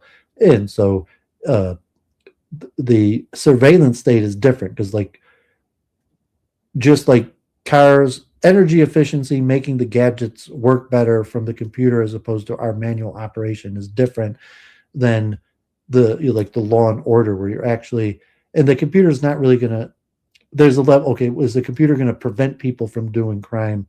I'm not even saying that. Computer's just going to, it's just going to have the surveillance state where it's no longer going to be the case where people don't know what happened. There's going to be video, there's going to be evidence, there's going to be knowledge that who was there. It's just going to be surveillance. You're not going to leave your house and go somewhere without the computer knowing, without there being a recording. Your interaction with other people in public places, that's going to be, the computer is going to have access to some sort of recording and video, and that will be transferred into information. And what the computer does with it is going to do all sorts of things with it. But I mean, just in a clear thing, you could see solving crimes in terms of eventually there's going to be a camera in every public place, and it's going to be recorded in the sense that nothing's going to happen in public where there's going to be a question like, what happened? The computer is going to be able to figure that out for us.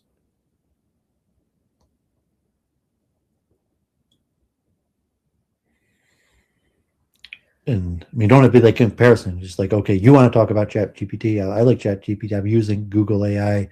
But like, to me, this stuff is more interesting and more important. We don't have to argue like, okay, we know you don't think it is. You have your reasons. I have my reasons, but also I have my areas of expertise. And I did it like this year. I did even. Yeah. I just think we need to like make a decision societally wise to go in a direction of being happy versus being terrified all the time, but whatever.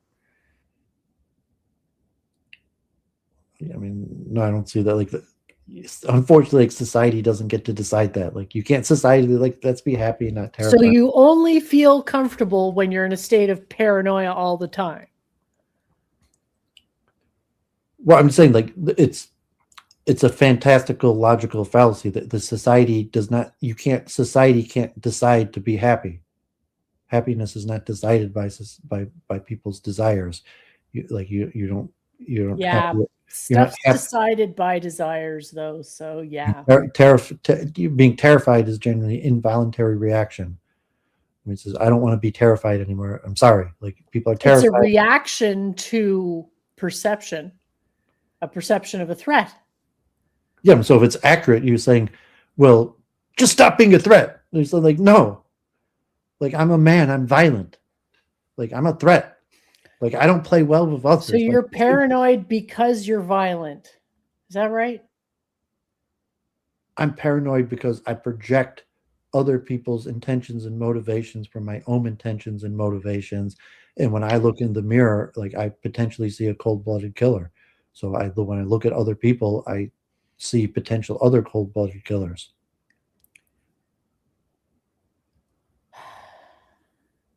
Is that not logical? Well, in my view, your current focus becomes the future. So you're basically saying, I want to increase the probabilities that I'm going to be a killer. It's like, no. The only thing that's good is to have a facility with self-defense, and to only use that in the case of self-defense. That's not the same as indulging a violent desire. Maybe I put in the wrong terms and saying, I look in the mirror, I see a human animal capable and desiring the worst of all animalistic tendencies. I don't act upon those because I have intellect and various things that allows me to not act on my desires. And I, as a universal humanist, I largely understand other people to be interacting the same way I am. So I'm assuming that when I see other human animals, that they're also largely motivated and possessed by animalistic desires. And if I express that, like, the humans, a natural, they've got these animalistic desires, but somehow they're not acting on them. Yeah, but that's part of being human. Like, the human is a natural killer. All humans, all properly functioning humans, are natural killers. Not saying most people don't kill. They don't. I mean, I was looking at the statistic, like the Piers Morgan, about how many people do actually kill another person over their lifetime, and the question, like, with African Americans, if the number, like, at least among African American males, could have been as high as 1 out of 20 people actually kill another person over their lifetime, and that's disputed if it's 1 out of 100. But there is some, number of people that will kill another person over their lifetime, and it's not like unheard of. It's going to be like 1 out of 100 or something, maybe even less, like 1 out of 50 people.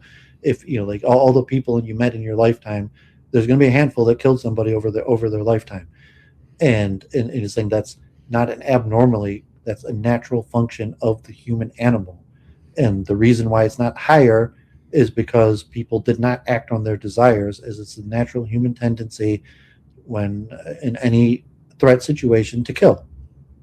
And you're more enlightened to recognize that. I trust more the human that says I'm a natural killer but restrain my natural inclinations than a person that claims that they don't have the natural inclination to kill.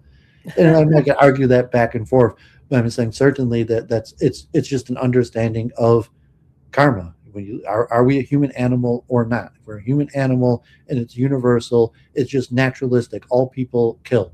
That's the natural, and they don't kill because they refrain themselves from doing it, not because they don't want to. And you could say, well, psychologically, I mean, even that's Freud. That's basic Freud. I think that's a really sad way to look at it. It might be a sad way. That I was talking with Claire about that. That this my new take on Judaism, but this Hindu book that called the Pessimism of Hinduism, but it's like the pessimism. Yeah, we see that as a virtue. Well, I was saying that this was a Christian who wrote the book. Father Ukart, the Scottish Church College, who taught Prabhupada and Vivekananda, was a renowned professor of philosophy and logic. But he wrote a book that was called the Pessimism of Hinduism. That generally Hinduism has a pessimistic outlook towards human nature and the world in general, as opposed to theoretically, I mean, this guy with Christianity that wasn't. But whether you're evolutionary nihilist or something, you argue, okay, because I have a natural tendency towards pessimism, I fell into pessimistic schools of philosophy. But also that if certain schools of philosophy are true and they're pessimistic, then pessimism is just reality.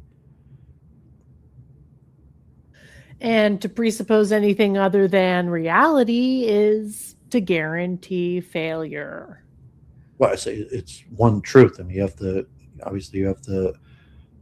two main coherence and correspondence. So any correspondence theory of truth is what more accurately describes reality. So if a pessimistic understanding in terms of human nature, it's not, why is it pessimistic? I mean, even just to say, if the human is a natural, I mean, just to spell it out like a Freudian terms, that the human's a natural animal, all humans naturally have the animalistic desires, the worst of it, rape, kill, murder, steal, and only don't do it because higher intellectual soul control that prevents us from doing it. I don't even understand why that's a pessimistic way of looking at it. You're saying it's pessimistic to... I don't think it's pessimistic. I think it's just wrong. Most people aren't compelled by violence. They're compelled by greed or pride. But yeah, some people can get violent if they're, I guess, antagonized. But I don't think most people are always suppressing a violent instinct. Maybe some people are, and that sounds tough, but yeah, I don't think that's most people because we'd have evidence for it. Well, there is evidence for it. I mean, because emotions... There's no evidence that people inhibit their desires intentionally at all times. Well, I mean, without coming on to consciousness or anything regarding thought, we do have emotions are physiological. So you could define anger in a non-conscious, without a theory of mind, that anger is just a physiological response, and anger is physiologically preparing the body for violence. And we know that basically anger is a universal emotion. We've studied anger. Anger exists in other mammals also, and the link between anger and violence. So, I mean, you're just looking like, because anger, if you define anger as a physiological response, this has been demonstrated to be true. All humans get anger, and there is the physiological purpose of anger is to prepare the body for violence, fight or flight. So why are there humans that get angry without getting violent? I mean, because of a mental calculation because it's fight or flight. So anger versus fear. So fear is the physiological for freezing or flight, and anger is for violence. And often they come together, and one will win out, and it's going to be something that physiologically wins out. in terms of obviously both of us think that there is such a phenomenon of mind and have theories of mind, but we're just talking a material conception of what is going on in the body, and you're looking at emotions as physiological responses. And so you have fear and anger that overlap but will dictate different responses. Anger will dictate fight, and fear will dictate flight. Often one factor will trigger both of them, and one of the two will win out. And so I would apply theory of mind to possibly explain why one of those, or it could be from a materialistic rejection from a eliminativist perspective. It's probably purely physiological in reading the other person. So if me and you get into conflict, God forbid, both of us will have an immediate physiological fear and anger response. The fear preparing the body to freeze or flee, and the anger response preparing the body for violence. And you could argue there's like pheromones or sense perception that doesn't require consciousness. It's purely mechanical, that will trigger for either the fear or anger physiological response to win out. And that's essentially how we understand animals. So just saying exactly how we understand what's happening between two animals,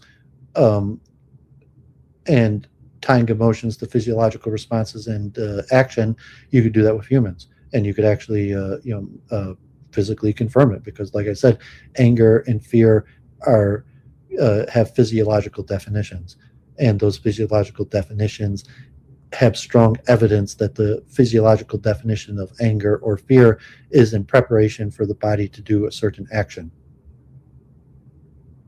Am I disagreeing with any of that? I really don't know how other people feel. I don't feel that way. Like Yeah, I didn't I have ask you how you feel in your mind. I say if you have fear or anger, it's a physiological. If you're in fear, it's something that could be physiological. Even if you don't have a mind, even if you're not feeling anything, if you're in fear, it could be physiologically measured. It doesn't matter. That's your point. It's still like, it's not about you. It's not about your mind. It's about what could be measured. And fear and anger could be physiologically measured. Okay. The question is, disagreeing with that? I agree with that. That's fine. The question is, you say, I'm not angry, but you say, actually, your physiological I'm agreeing eating on that. shows I'm that you're agreeing on angry. that part. The question Even if you don't feel that you're angry, your body is indicating physiologically you're angry. Fear and anger. I got fear and anger written down here. The question is the link between fear and anger and violence. And that's what I'm extremely skeptical of, because I do not feel a compulsion to violence. Yeah, I'm saying, have you ever tightened a fist? Probably. Because you were physiologically angered and your body prepared itself for violent. He was like, I'm not angry, I'm not preparing. But like, well, why are you clenching your fist? Why is your heart rate up? Is because you're angry. Your body's preparing for violence. Anger is a physiological response. It could be measured in certain muscle groups and certain hormones that are released in blood rates and respiration.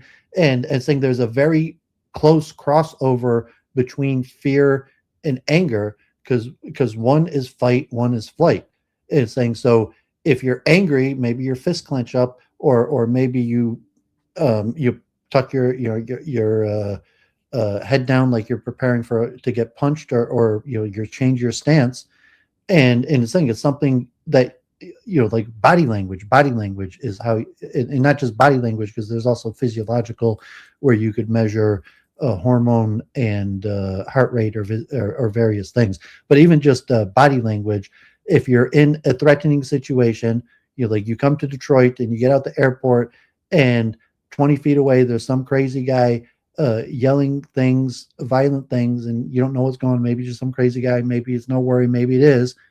And you're physiologically going to have a reaction against so to say, your will. That the situation will demand a physiological reaction. And what causes fear over anger is not exactly clear, but in the reaction, it would be either a proactive response to an anger response to be it would be like, what the hell is this guy doing? We got to stop him. To a fear response is like, just get the hell out of here. But either one of those would be, and saying this has been demonstrated in clinical lab settings, and I would posture that there's no way that you would not that you would be any different if we put you in a clinical setting or something and triggered anger or something or fear. It would be, I think it's proven, like even you, even the greatest guru. I mean, some people maybe, like, the greatest guru, you can't trigger anger or fear in them, but like generally, studies have shown that these are universal. Not just like in the West, these have been demonstrated to be universal in all places of these. Saying emotion as a physiological. So you're looking at emotion as a mental state and saying that's not actually an accurate medical current understanding. Emotion is understood as a physiological state, not a mental state. I'm not saying it's one or the other. I'm just saying I question the link to violence. I was saying, you don't think the human body naturally, like, even if you never took like fighting, the human animal naturally understands what violence is. Like even if you're a completely non-violent person, your body understands what it means to fight. Of course. And you're saying, like, even Gandhi or something, you like might clench a fist. And it's like, why are you clenching a fist? It's a clear physiological reaction related to something. And you're saying, well, I'm not angry, but it's like, why are you clenching a fist? And it's like, well, your body is you're sending a signal that it's of a fight or flight situation. The body is sending the signal fight. Well, be that as it may, I mean, linking that to anger. I feel like there's a large degree of cultural habituation that it's not as physiological. Violent responses. It's not at all related to culture or mind. It's completely physiological. I don't know what you don't get about this. It's the exact same thing that happens in other mammals. I mean, we need like JF for someone like biology to just say, I'm talking about something pure biology. Is something that's universal among all humans and even non-humans, other mammals, of this physiological, emotional understanding. I have multiple books on. I could read papers, but it's saying emotion is now understood as a physiology. It does not have to be connected to mind, and has been demonstrated to be proven not only universal in all humans from all societies in all parts of the world, but also in multiple primates and mammals. And specifically when I'm talking about violence, that it's specifically been tested, the physiological state of the sense of violence to the carrying out of violence. That's the connection. To say anger, when you're thinking of anger, like maybe you're thinking of historical, and I'm talking the now modern scientific understanding of neuropsychology, anger is now defined as this physiological state. Oh, so anger is defined as the precursor to violence then?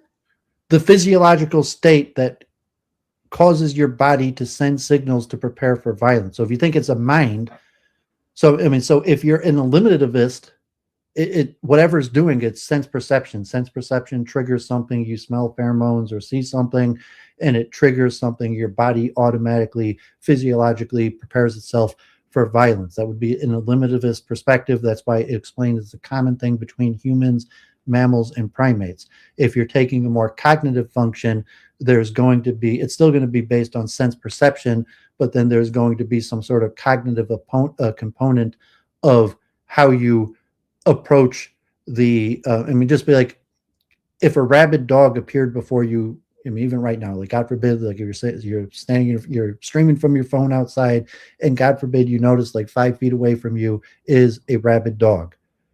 The rabid dog's physiological state will change your physiological state, almost guaranteed. Like that, something about the presence, and you're basically going to be forced into fight or flight, where you say, rabid dog right near me, either I got to do something to it or I got to get out of here. And that could be measured in your body's reaction, and even be measured like in terms, I mean, when I like reading these papers or going over, just show like, I'm not like bullshitting or what the experts say or to really understand it. I mean, but you're looking like, I mean, multiple truth hypothesis. So if you understand what I'm trying to give the mainstream eliminativist perspective, because eliminativist perspective is saying consciousness doesn't actually exist. Everything could be measured as sense perception, action, reaction, purely physiological. So to some extent, that's already been done. They've already studied, they've already done this, and they've completely measured. And the eliminativist perspectives are quite explanatory. Actually, the eliminativist explanation of emotion has basically demonstrated that you don't need mind or consciousness for emotion. And what they've done is just said that emotion is a physiological state that prepares the body to do certain things. And when humans use words or vocabulary to refer to that, that's more philosophical. But that's like you're saying, you're trapped in a human body. Like no matter how enlightened you are under the confines of a human body. And like, for example, I mean, maybe like, I don't even know, like, like if a saint or something, like if a rabid dog's going to come in front of you, you're going to enter fight or flight, and it's going to be physiologically measurable. And like, if your fist clenches or something, I'm going to hit the dog away from me, or I'm going to run. But I mean, your fist is clenching because you're planning to do something with it. That's sort of saying like every behavior we've ever had throughout our entire evolution is still somehow relevant. And I guess I'm skeptical of that, as it sounds ridiculous and unrelatable. But maybe other people can relate to feeling the urge to violence, and I'm the outlier, and I'm like the only one who feels that way. Maybe that's the case. I literally don't know. It's not something I talk to people about. Well, I think it's more the human. People. I feel like talking about this would upset people. Just intuitively. It's naturally upsetting to people. If it's a sign of enlightenment to be able to talk about it rationally, I mean, because conceptually, we are the human animal, and being the human animal has these animalistic implications. You say, I would never kill somebody like that. That's obviously false. Like, you're a human animal. Like the human animal, just be saying like a lion would never kill anybody. The human animal is naturally created to kill, and it's a function. The human body has to prevent itself from killing. It's very easy to kill, and the human animal in the wild would almost certainly be a killer.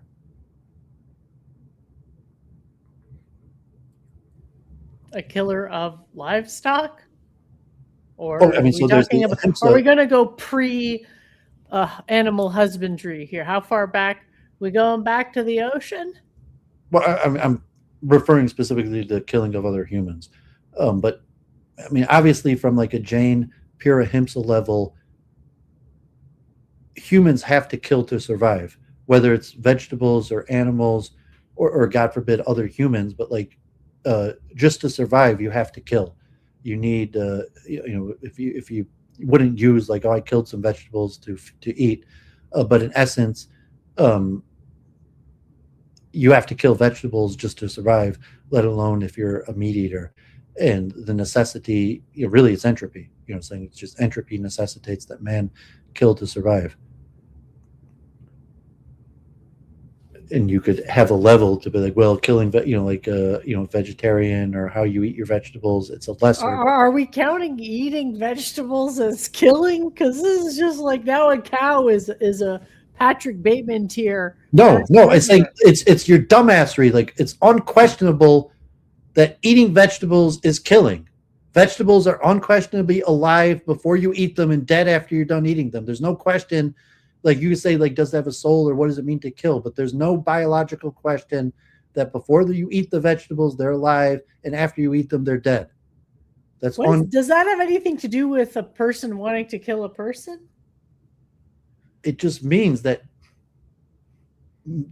the body was created that for the body to survive, it has to kill. The body cannot survive without killing. It's part of survival. It's part of being a human. Like, if you don't want to kill, you would have to sacrifice your own life. The only way to not kill is to just die. And it's because of entropy. But then if you die, what about all the organisms that are living inside you? So I mean, you could give some larger argument to say, okay, like I know that's what I'm saying. Like I'm a killer. Like I kill to survive. Like I'm a human. Of course, I know that. I'm rational. I know that I need to kill to survive. I know that vegetables are alive before I eat them and dead after I eat them. To me, that's a little different from everyone wants to kill people and are inhibiting the desire to do so. What is hunger though? Eating broccoli and killing someone, to me, those, like, I've really wanted to eat broccoli before, never wanted to hurt someone. But I'm saying I'm saying you're just feeding a false narrative into your mind about what's actually happening.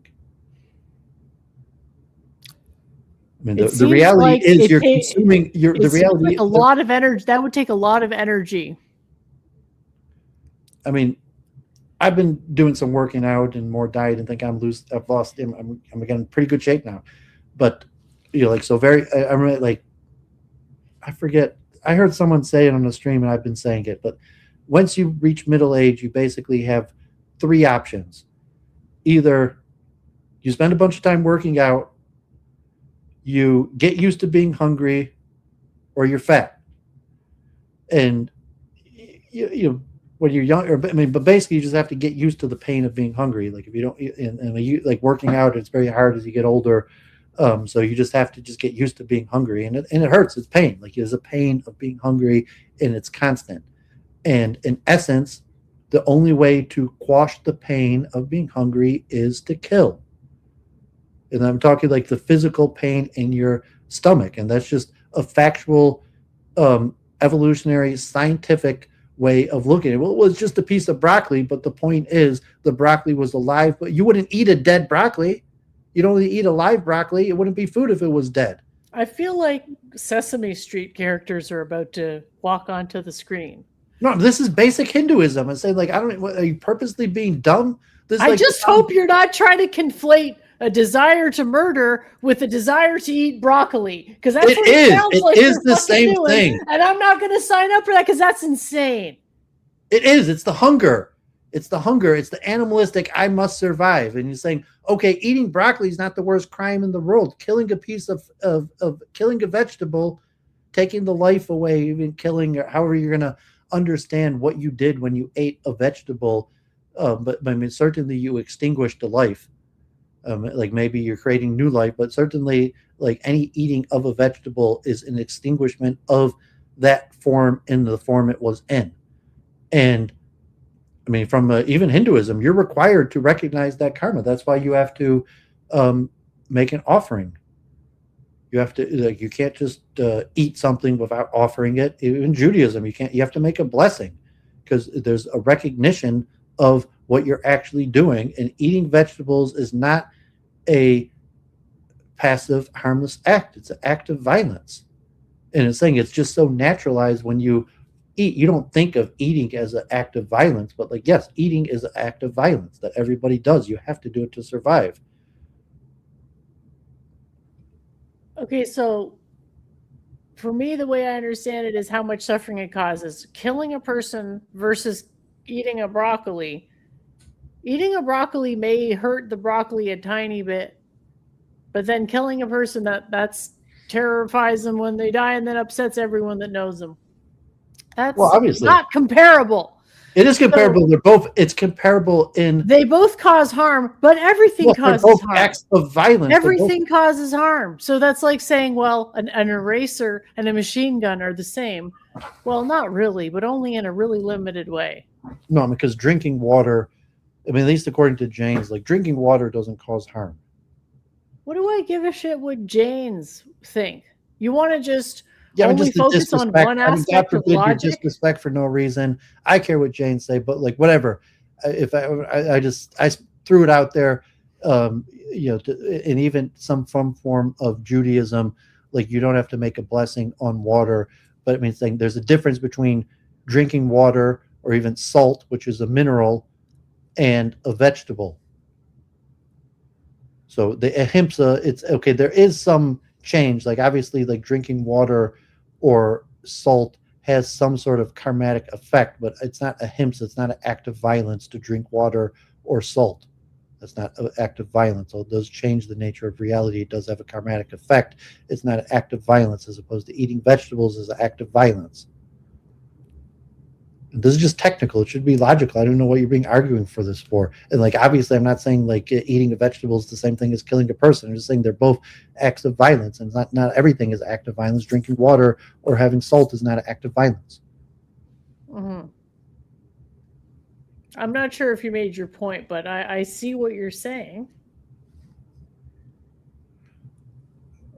Yeah, so just putting that into a view of human nature that recognizes the human animal, recognizes violence for what it is, a natural human function. And then if you're going to get to the mind level, so if you're just saying anger is a physiological reaction to your environment that's triggered. I'm saying anger, you could argue from an eliminativist perspective, anger is an involuntary physiological reaction, just like happiness is an involuntary physiological reaction. If you're not taking an eliminativist perspective, you still got to question whether the level of happiness or anger as being an involuntary reaction, and how much does mind actually mediate your state of anger or something else. And then the question of actual action. So if anger or some physiological state has some sort of predeterminist proclivity towards a certain action, and then the level of the controller. So where does like executive, higher level thought and other function come in, for the control? Like, God forbid, I'm so angry I can kill you. However, my fists are clenched, like I can hardly, I'm shaking. However, my higher executive functioning is coming in, but like, she's my friend. It's just a statement. Like I'll spend the rest of my life in jail, or is it really worth losing my friendship? But it's like, but my hands are still shaking. And then like, but I mean, so actually from like the hard problem of consciousness, we don't actually have a real theory or understanding of what goes on. And saying, so I'm saying that's the importance of what I'm stressing, why I'm still rambling about it, is because emotion as a physiological response has actually been groundbreaking, especially for research and for someone looking at reality. Because you're saying that even as a mind, like I could see my body occasionally, because I don't suffer much anger at all, because I've worked very hard on character refinement, but I still notice minimal attempts at anger, and I still notice the physiological reaction. Like occasionally my body shakes, occasionally my heart goes up, occasionally my fist clenches. And just saying, like I take note of that. Why is my fist clenching? What's going on that's causing my fist to clench? And so like, obviously I'm getting, I'm not saying obviously, but from my mental state of wanting to self-improve or understand things, I'm saying I'm probably getting angry, like that my fist is clenching because there's something triggering my anger. However, because of decades of character refinement and meditation and hard work, I don't really suffer anger or get angry, and it dissipates it quickly. And so it's more a meditation, like I wonder what triggered my body to get anger, and it's usually something within the environment. And then I could further try to refine my character even more through understanding. But it would say like it necessitates looking in the mirror and seeing myself for the cold-blooded killer I am, even though I've never killed anybody but vegetables. I don't even know sure I killed the animals. But I'm saying I still look in the mirror and say I am this cold-blooded killer. Like just like I've the fear factor of what I could do, what I want to do. It's like King David. All day long, I desire sin. I'm a pretty good guy. I mean, thank God I work hard on myself.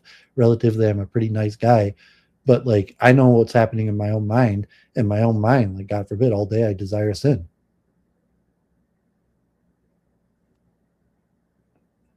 So at least that's my theological take. Like, because you're a mayavadi, you're not looking like that's because that's the difference. Because I'm servant. There's God, and I'm God's servant. I'm bad. My tendency is to do bad. I break away from the bad and go against my animalistic nature to serve God. As where you as a mayavadi, you're like, well, I'm God. I don't even have a desire to do anything other than serve God, because that's why you're a mayavadi. That's right. And so it's the most pointed in this disagreement that it said essentially this, like, I'm servant, like, even though I've done You don't everything. think I see myself as a servant? No, I think you see yourself as God. I'm serving mankind. No, I mean, God serves mankind. Like, you're man, you're woman to serve God. You're not serving mankind. You're part of mankind that's serving God. You might do things that benefit mankind, but no, God benefits mankind. You don't benefit mankind. You just serve God. And saying that's the mayavadi, that they can't see it from, like, I'm just a lowly speck of nothing. My honor to serve. You're saying, like, no, I am God. Well, you say that I say that. I don't remember ever saying that, but You wouldn't put it in those terminology, but I mean that's the criticism. It's saying that that's the error. Like, that's the Prabhupada, the main best way of expressing it. Like, no, I'm not God, I'm servant. As where you're saying, I'm not servant, I'm God.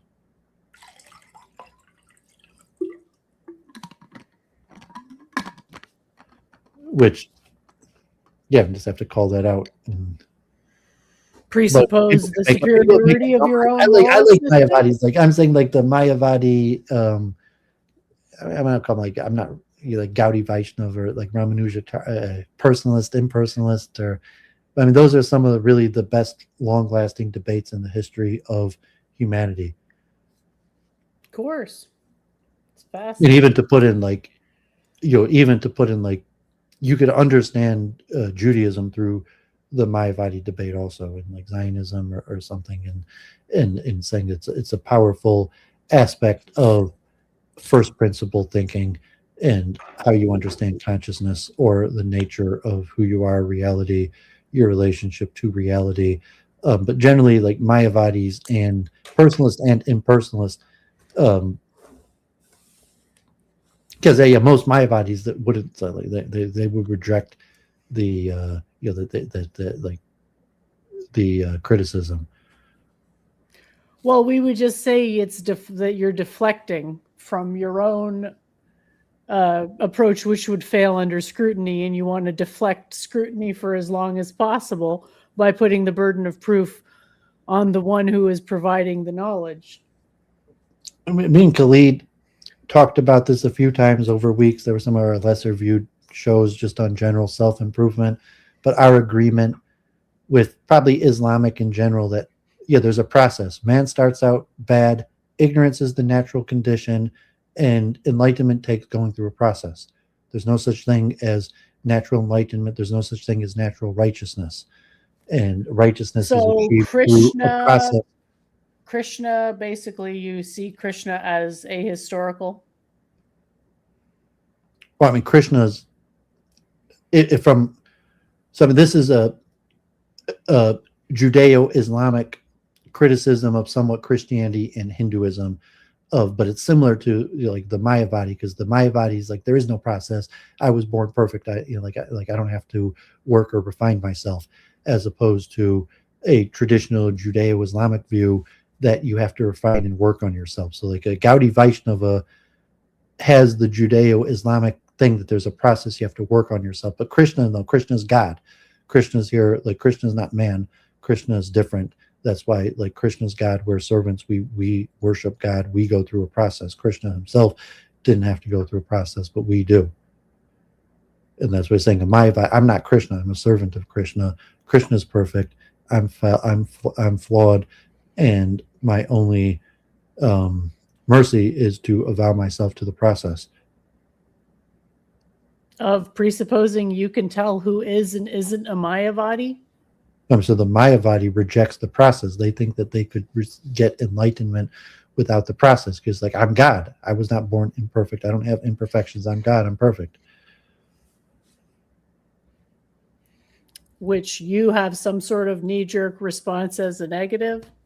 Well, I mean, because my introduction to Hinduism was mostly through Prabhupada and ISKCON. It's more the literature, because, like, and it's saying Prabhupada is most harsh of anybody on the Mayavadis. Like, relatively, Prabhupada spends like the most of all of his effort trying to disprove the Mayavadis, but to some extent he has this respect for the Mayavadis as like the closest thing to what he's saying, but false, because everything else is just completely wrong, or but the Mayavadis are the thing that's closest to what he's saying, but wrong. Everything else is just completely wrong. And so that's why the Mayavadis are the biggest punching bag, because like in the person, in the process, you often, like a Western devotee, ISKCON disciples, Prabhupada has to avoid the Mayavadi explanation, because the natural tendency for people trying to become devotees of Krishna is to fall into Mayavadi. So that's why in the literature and his books, it like a quarter of his thing is like warning about Mayavadis, because that's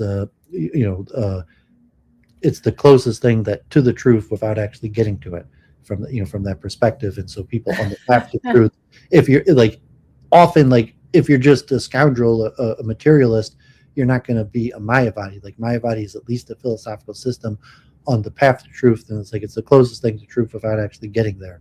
At least at least from my training in Hinduism, and then like it even worse, because like I had read and incorporated this line of thinking like years before I actually met an actual Mayavadi or spoke to a Mayavadi. Like, you're not that bad of a guy actually, but like so like just reading the literature, like, oh, you're the Mayavadi I've been warned about.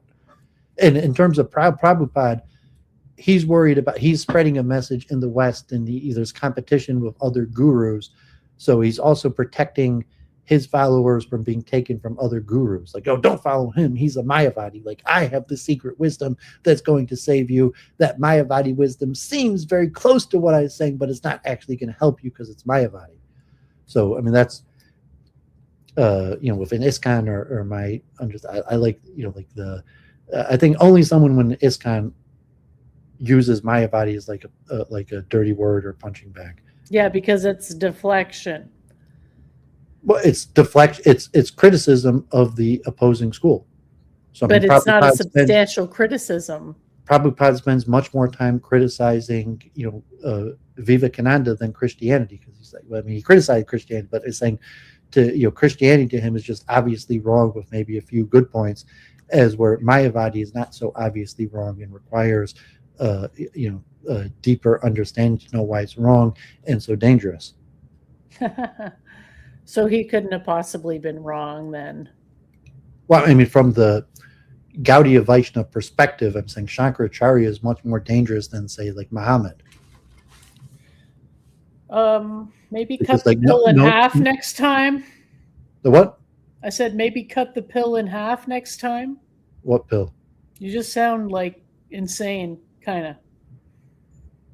I don't know what this is. I'm saying this is like, I used to talk like this. I was like, I haven't been to like ISKCON or listening to ISKCON gurus, or I haven't even really opened up an ISKCON book for months. But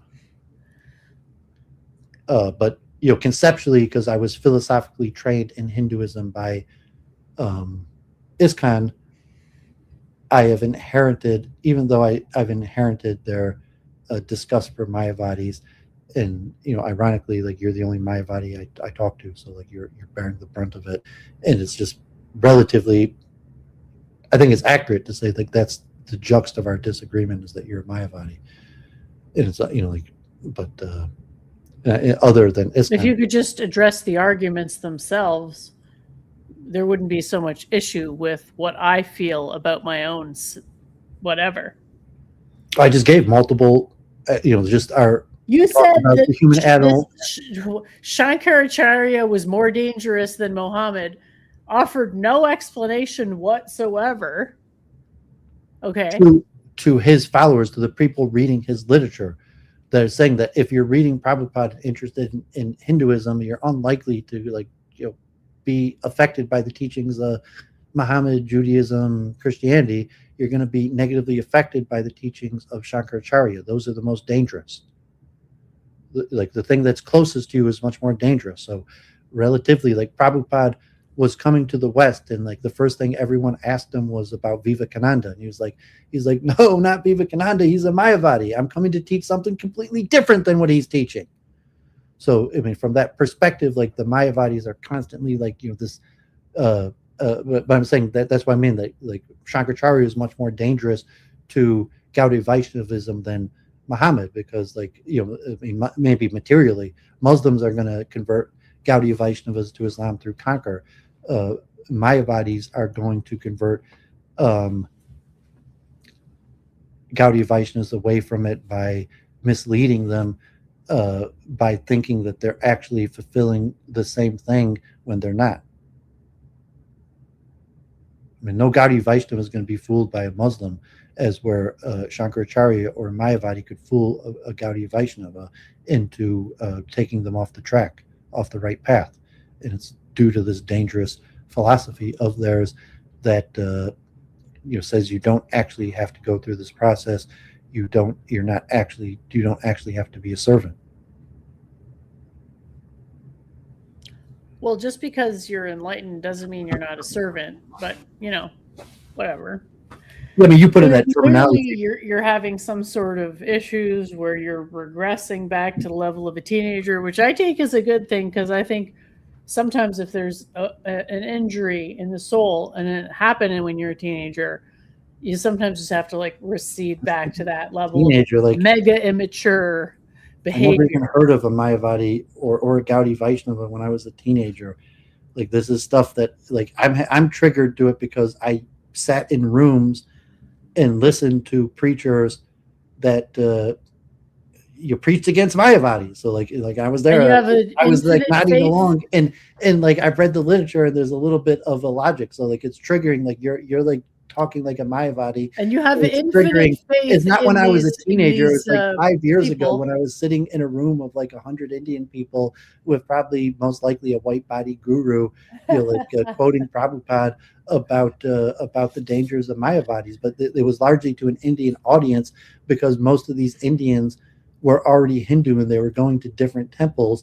And the point was like ISKCON's the real Hinduism, not like the Shankaracharya based temple next door. So the point is, if you're already in ISKCON, like there's almost no chance you're going to go to the mosque. But the most likely place that's going to take you away is the Mayavadi temple next door. And so that was always the most dangerous. And when Prabhupada was preaching in America, his biggest issue was really it was what he considered the bad translations of the Bhagavad Gita. And he would say it was Mayavadis that translated the Bhagavad Gita. So he would say, this is what the Bhagavad Gita teaches. And they're like, no, it isn't. This guru says that this is what the Bhagavad Gita teaches. And so Prabhupada was like, he's a Mayavadi. He does not know how to interpret the Bhagavad Gita. Ignore him. Or even, that sounds a lot just like he's evil. There's nothing more evil than to like, okay, you could say like, okay, a Jew or a cow killer or whatever, but there's nothing more evil than to falsely interpret the Bhagavad Gita. And so the Mayavadi is the worst of all the worst of the people because they're giving a false interpretation of the most important holy book. And so it's like, that's the worst of worst. Like if they just left the Bhagavad Gita out of it, but they had to give a false commentary and explanation of the Bhagavad Gita, that crosses the line. They're the worst of the worst. Well, I haven't given a commentary on the Gita. I haven't given a commentary. It's really like how my fellow Jews feel about me. I haven't given any commentaries on the Gita because maybe there is some truth to there not being any utility to it. I don't say the utility. So, I mean, at least like a European atheist, a Christian, they're like, it has no utility. As opposed to a Mayavadi that just gives a false, wrong interpretation. Say, it is the holy book, it is the word of God, and then they just give you a false interpretation. You're taking their word as true for what reason? Well, I'm saying Prabhupada. Why do you consider Prabhupada right? I'm not. I mean, I think because he's the first one you ever met. It's like, did you have any of this I discernment never met when you were talking to these people? Where was your discernment then? Prabhupada did once appear to me in a dream. Oh, wow. The truth comes out. Prabhupada died in the 1970s. Like, I mean, I know his disciples, like he has a Murti in the temples. I've actually read probably over 20,000 page. I've read like 20,000 pages of Prabhupada. I mean, Prabhupada, I read the whole Chaitanya Charitamrita. I read the whole Bhagavatam. the Bhagavad Gita, multiple books. Like I've literally read 20,000 pages. I probably read more of Prabhupada than any other person. There's some rabbis, I've probably read like 10,000 pages of a few different people, but unquestionably, I've read more Prabhupada than I've read anybody else. And I was in ISKCON. I've met like their gurus, their traveling gurus. It had an influence. And like, I mean, honestly, like, I mean, you could call me a mayavadi, and like, I'm not even in ISKCON. Maybe in ISKCON, they've called me a mayavadi. Like, I'm streaming with you, not them. But like, yeah, it was enlightening to me to understand. And it is like, it's not teenager, because it was as an adult, but it's some sort of reinforcement where I have a I don't have a repulsion to my body, but like you started acting like that, and so I just started calling it out for, like you triggered the Hindu in me, or the Krishna, the ISKCON devotee, even though I'm not an ISKCON devotee. Right, but your fallacy is you don't have any skepticism of ISKCON. I have skepticism of ISKCON. Prove it. I'm proving the fact that that I didn't get initiated, that like I haven't been going to the temple for. So you just use their scripture to go against me, to avoid having to address what I said by accusing me of what amounts to an ad hom? No, I think Prabhupada is because more... I'm not the one making. What's up, dude? I was just thinking about you. What's going on, everybody? I apologize for interrupting the argument. Continue. Oh, no, you're good.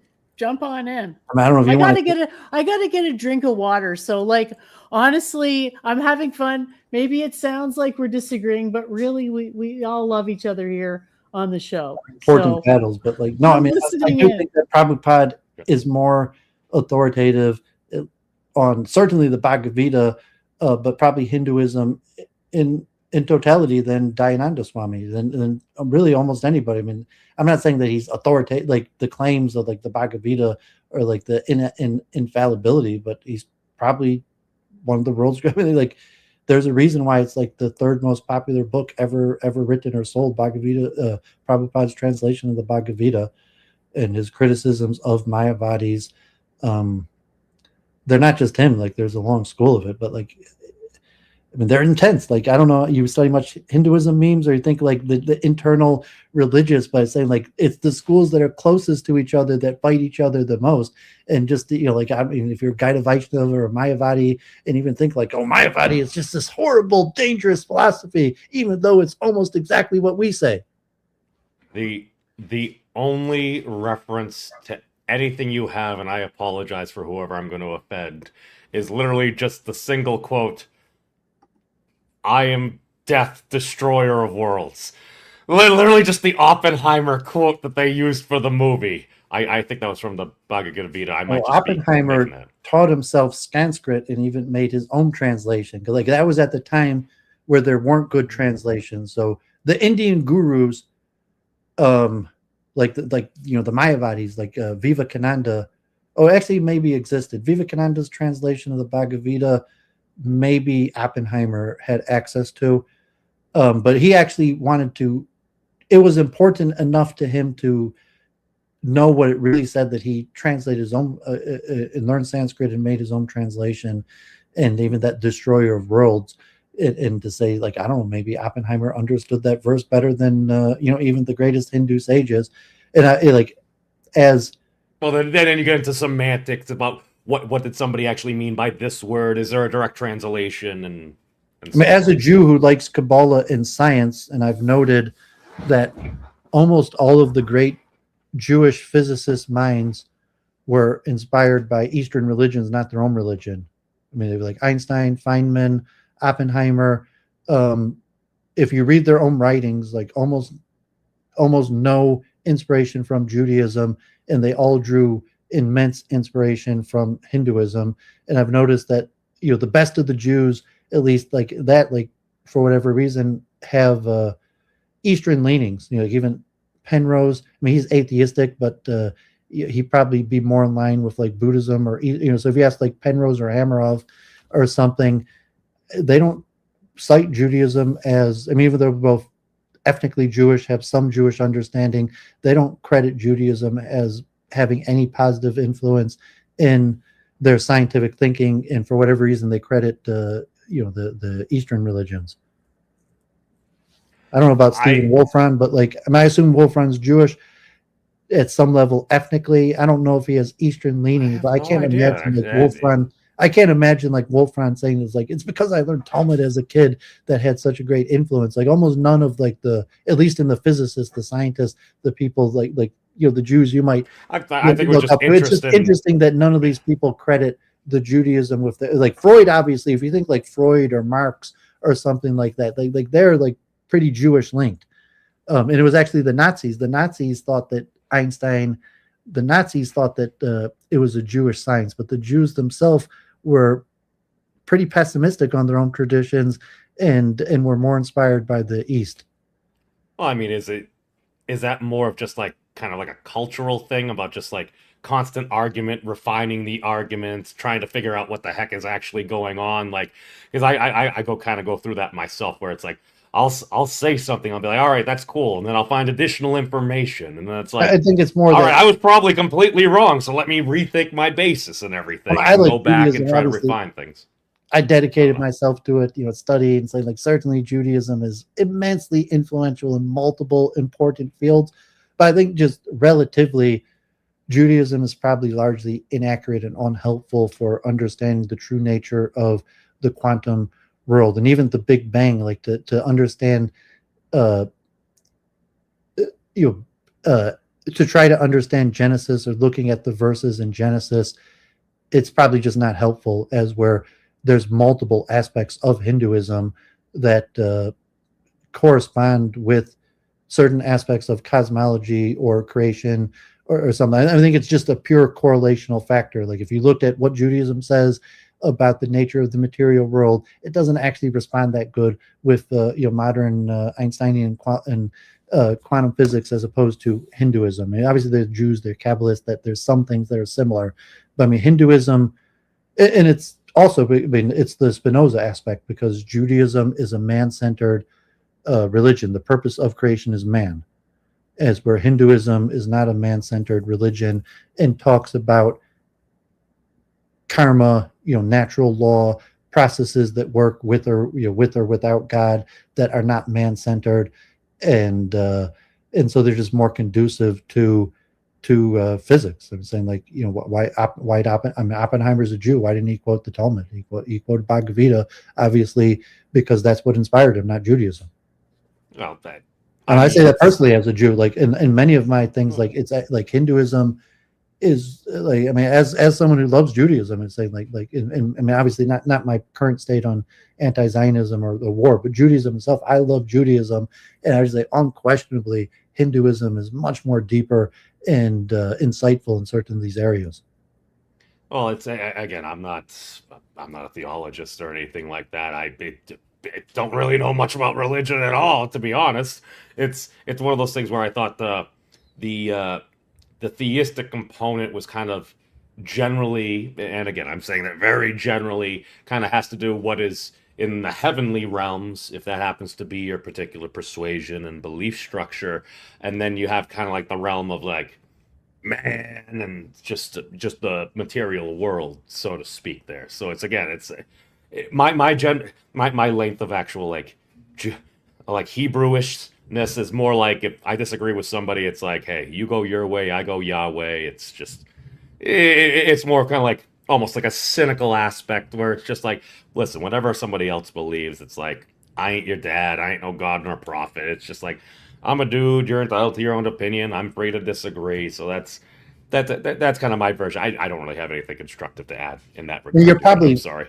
You're in the same school as me, probably, in the sense, like, I call myself as a Freemason. I'm not an initiate or member of a temple, but in my version of Freemasonry is spiritual, scientific amalgamation of best practices. So, like, I'm a Jew, I'm a failed Jew. I tried to be a Jew. Being a Jew is very difficult. I still do a lot of the practices, think that it made me the person I am, and good, and hopefully mostly good ways, but it's not sufficient. There's aspects of it that are just like clearly not true, and I don't want to be bound by it. And so I largely just amalgamate best practices from all traditions, science, philosophy, psychology, anywhere I could find best traditions. I just try to learn and amalgamate, and to the best of my ability, through scholarship, to give credit. So say, like, I got this from Islam or this from Hinduism.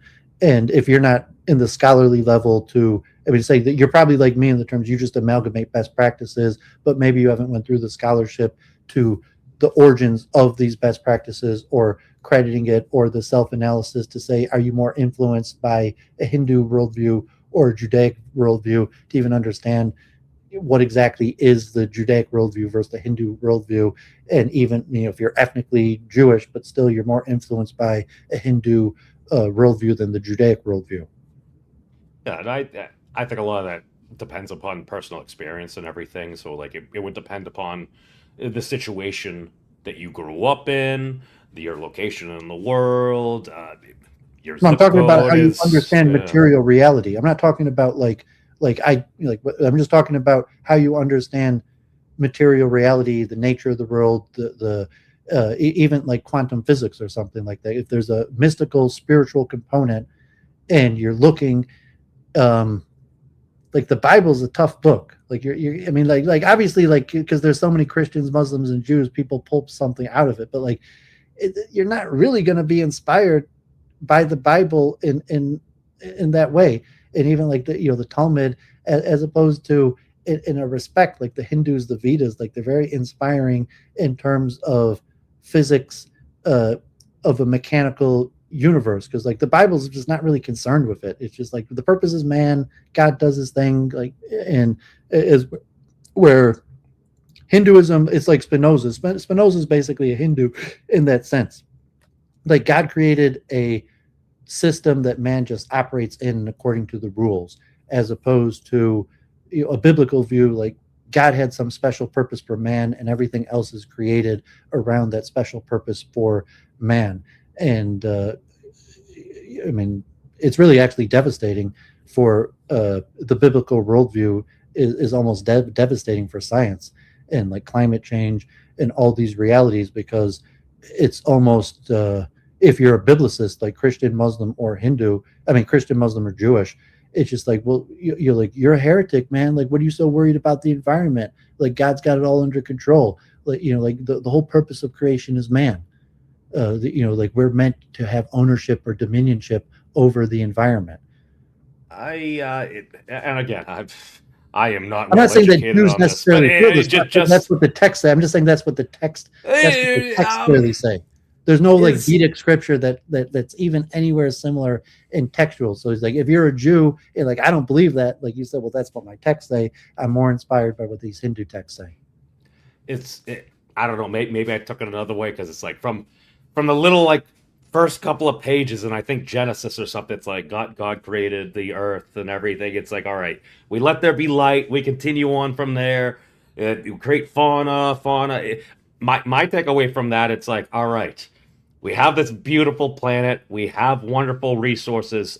What I took away is humanity should taketh as they need in order to sustain themselves. And my takeaway from that is live responsibly and be shepherds of the planet. That was my takeaway. Maybe I was inspired by other things, but that's just I agree with that. I'm more saying, because I've actually read what Einstein and Oppenheimer actually wrote. So Oppenheimer, was of the opinion that the Bible, the Jewish Talmudic tradition, that's my personal takeaway. Like I said, they're more versed than Oppenheimer. And saying Oppenheimer and Einstein were extremely critical of the Bible, and basically, like, it's just false. I don't know why anyone even believed that junk. As where the Vedas, but I'm saying, as some of the greatest Jews in history, that was their view. They had a negative view towards their own tradition, like, it's false. There's not really that much good there.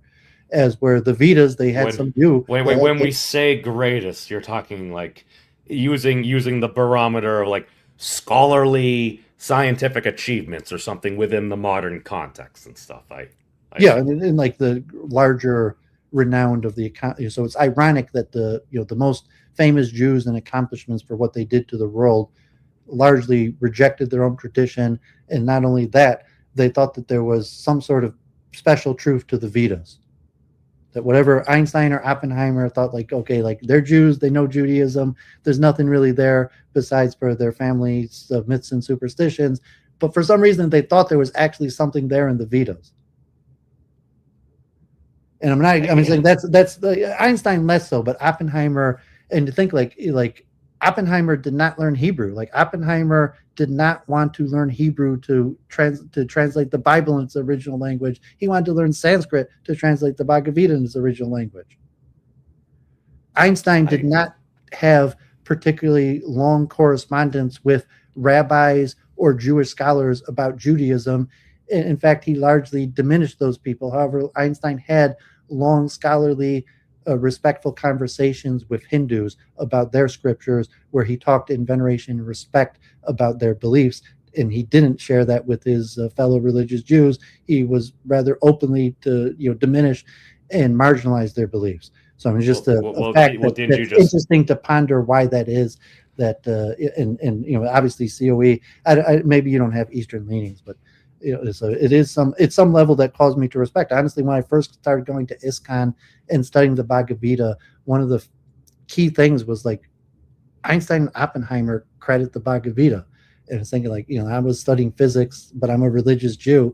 And I'm saying like, why would Einstein and Oppenheimer credit the Bhagavad Gita as opposed to Judaism? And so when I first started studying the Bhagavad Gita, from ISKCON or, thinking of the Hare Krishnas, part of what was going on in my mind was trying to figure out what was going through the mind of Oppenheimer and Einstein. Because I'm academic, I actually found the literature and read through what Oppenheimer and Einstein had written on the subject, and that made me decide to study the Bhagavad Gita more seriously than if just like some Indian guy said study this. I was like, Einstein and Oppenheimer lent credibility to the Hindu religion.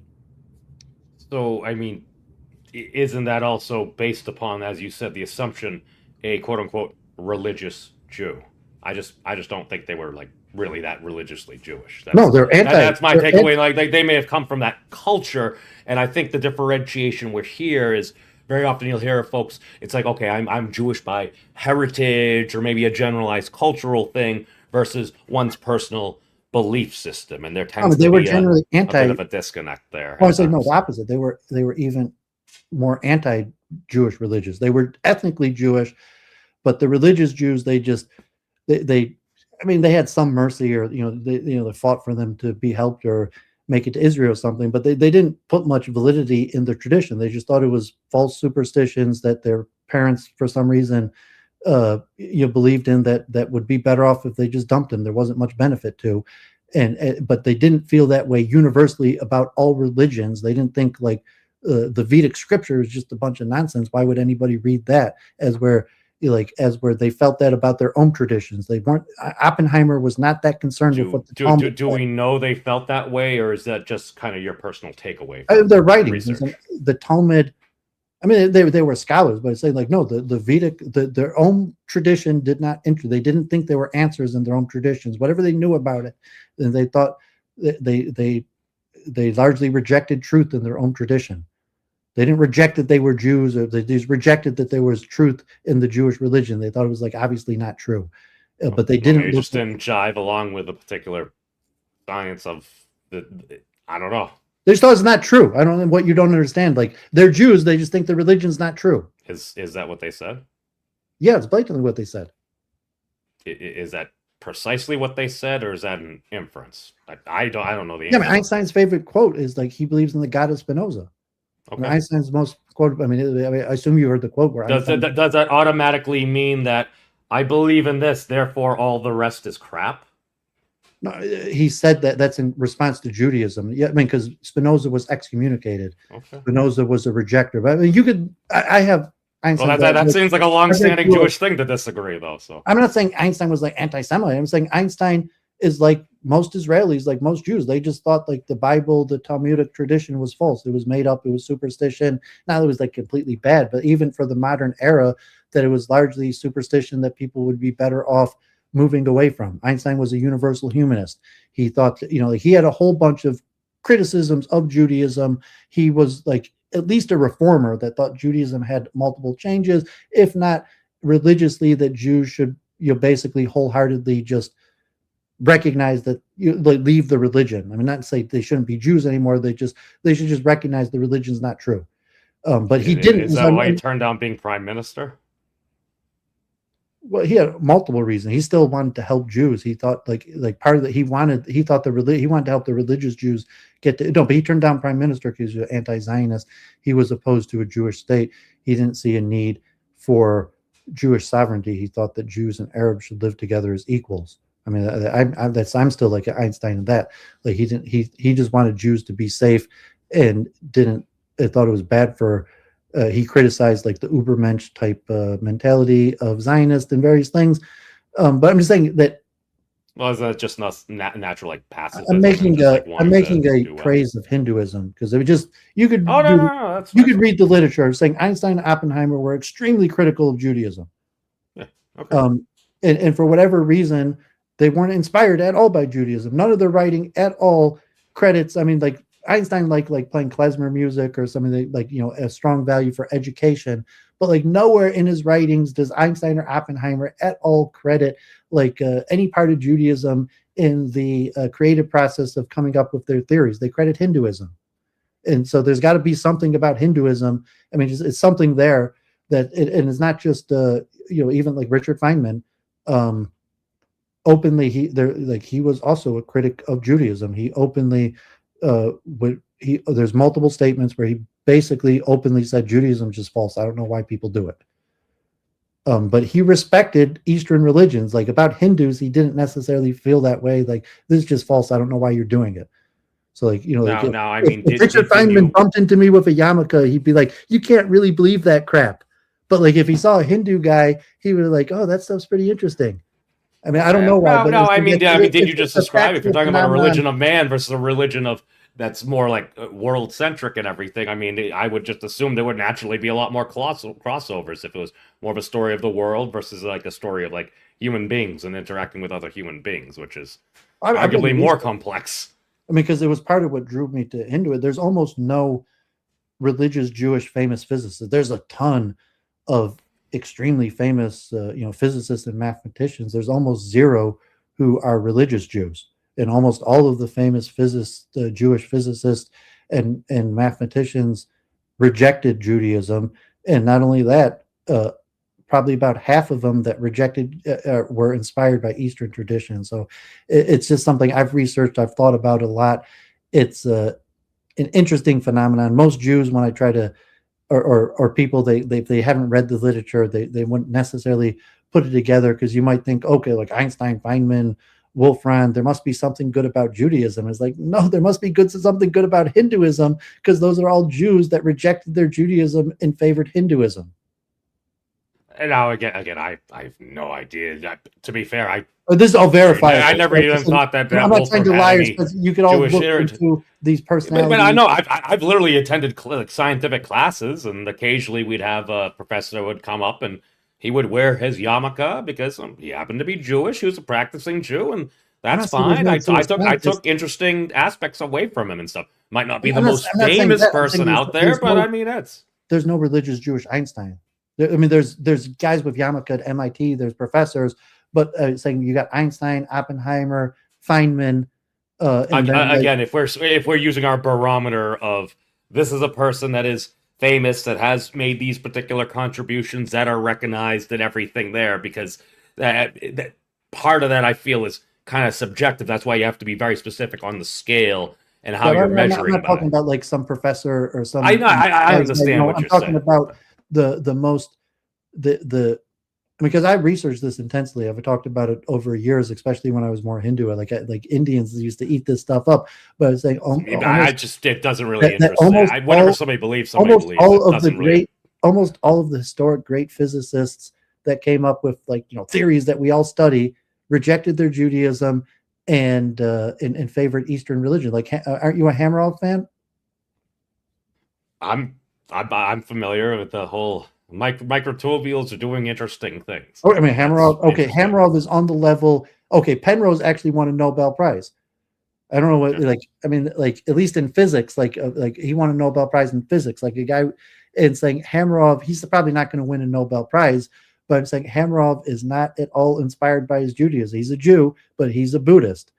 And you're saying, well, is Hamarov and Penrose, are you going to credit Judaism for great Jewish scientists, even though the great Jewish scientist did not credit their religion? And then the extra aspect is that quite a few of them actually go make the point of crediting Hinduism. Like, why would it just think like I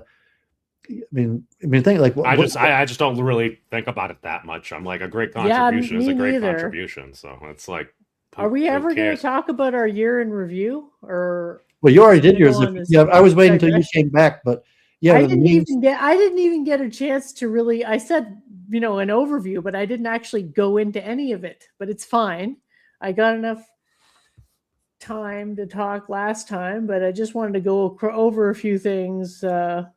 When I got memes there, I'll mute, or I'll even tune in from my phone. I'm back on weed now. Like, God forbid it's so cheap. Yeah, you seem like you might want to just chill a bit. You seem really touchy. I think memes would have actually agreed with my take on violence, emotion. For fuck's sake, he wants to bring back dueling. Yeah, I'm saying because again, I say that as a terrible idea, but I just see it as it's like, all right, if you truly believe in something, what's the ultimate barometer of something you truly believe in? Well, I'm saying that when I look in the mirror, I see a killer, even though I've never killed anybody, and I see myself as a human animal that desires to do bad things but controls myself and doesn't do them. And so Jennifer's like, that's very pessimistic. And so I was like, well, from my universal humanistic or even scientific, we were arguing about like emotions as physiological, but I was saying like, no, humans are basically killers.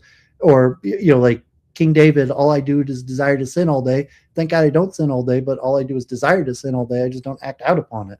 And so I spent plenty of days sinning all day. And to me, that's a more healthy way to look at it than you say like, oh, I'm naturally good. I would never. No, I mean, it's acknowledging reality. I would want to do that. I have to exhibit immense self-control to not act out on my natural animalistic tendencies.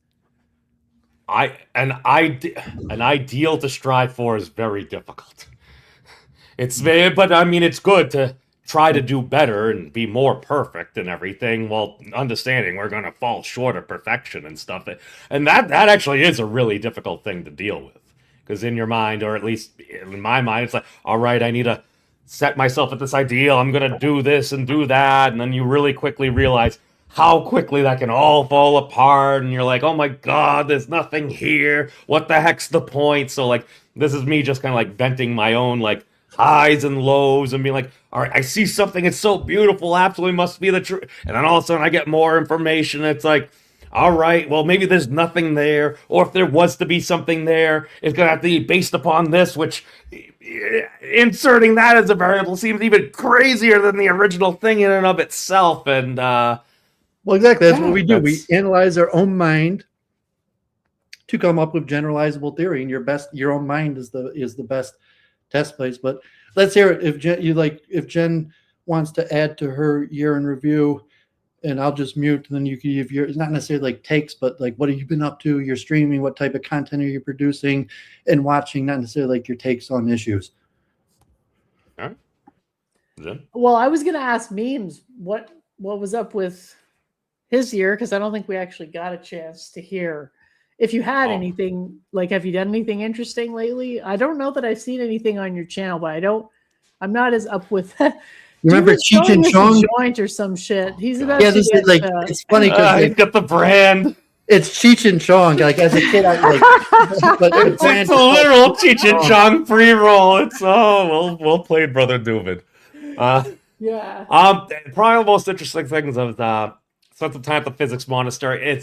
I've been going back and forth. I have some highly speculative things that I actually helped use AI, and it's actually talking me back down and helping reference things, and that's why I was saying it's like, well, I've made some claims and stuff, even so much that I printed some T-shirts with it on there, and then it actually, some of the updates, rather than just agreeing and being like, oh, that's wonderful, stock response, fillet your ego, it's like, all right, at least with the new stuff, it's like, all right, let's have a scientific discussion. Let's frame it this way. Be open to ideas, but let's give some credence to what we actually already know here and everything.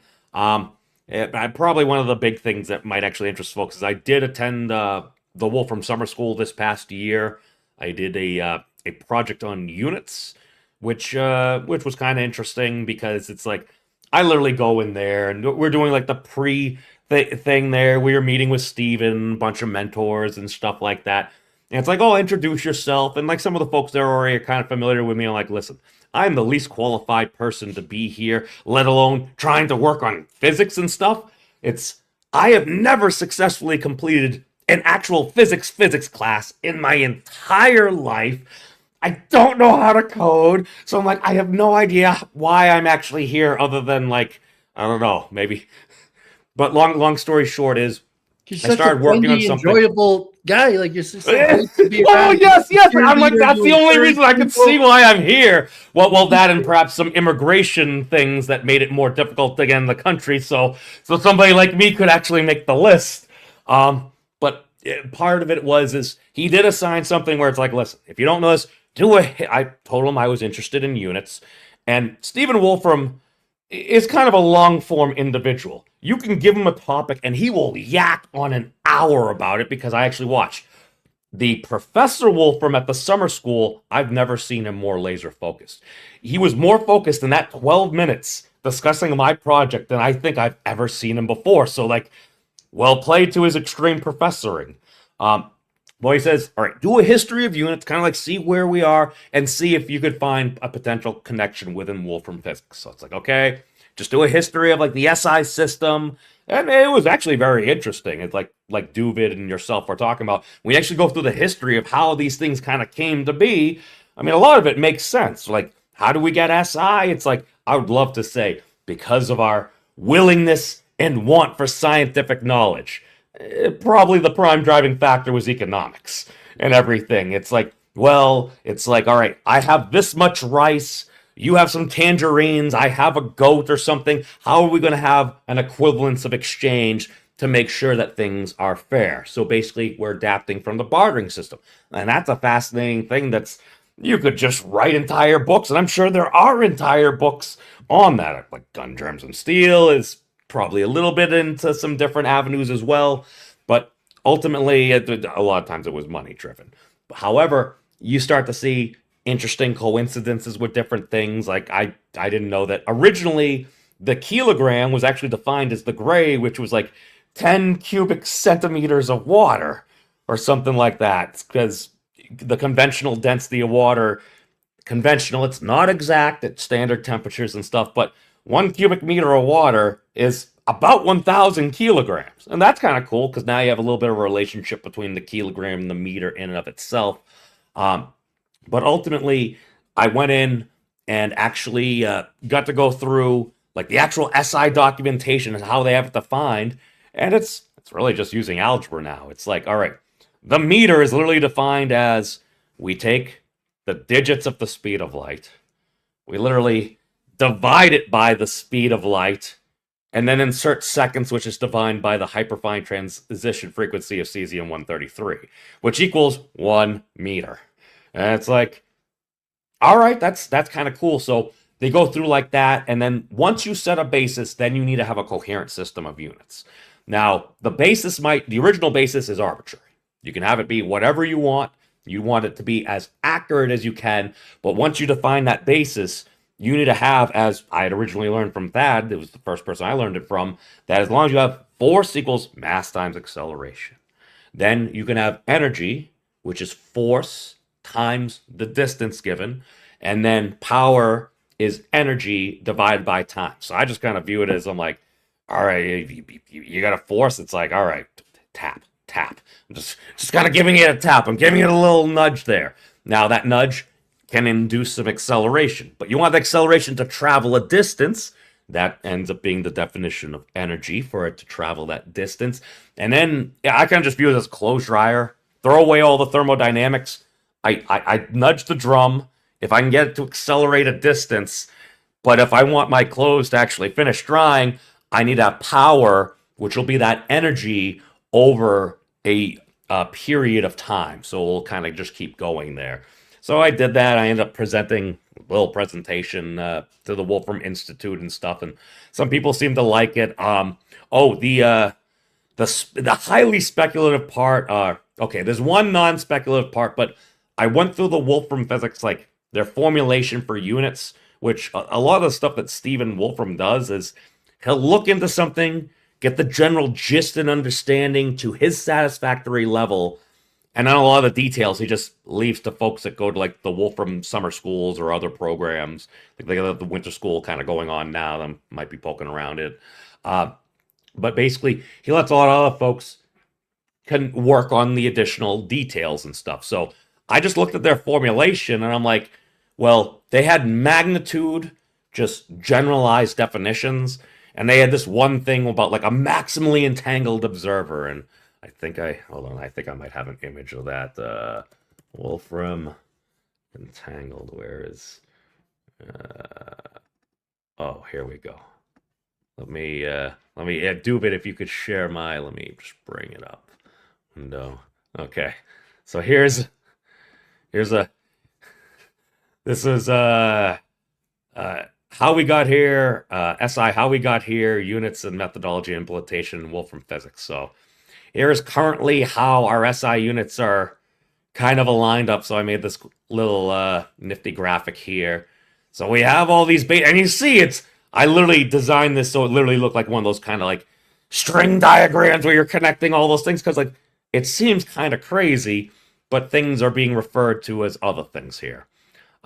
We have a Stephen Wolfram there as the defined within Wolfram physics, a maximally tangled observer is this little zeta term, which they had just the elementary energy divided by elementary time. But I literally just took, long story short is these are scaled by a factor, but they're scaled by the same factor. So if you just have your base energy versus your base time, you're going to get out the maximum power. That's kind of how it works. So basically, by definition, that zeta is the Planck power. So all I did was with words state what they already kind of stated. And then there was another thing there where that scaling term itself, I tried some things. I was off by like 17 orders of magnitude. And then I had my mid-project meeting. And during the meeting, Steven's there, and I started bringing up these things. And I'm like, well, if we change this would change this. If we're basing this on time here, this is going to shift all our other units. So at one point, Stephen Wolfram, I guess to maybe some other people's horror, during my meeting with him, Stephen Wolfram, he just kind of gets up. He just starts walking around the room because he spends a lot of time sitting, but he needs to get his steps in. So he's walking around. It's like, oh, we need to find a way to combinatorialize this and everything. And people are like, well, you seem so calm. I'm like, he's just a human and stuff.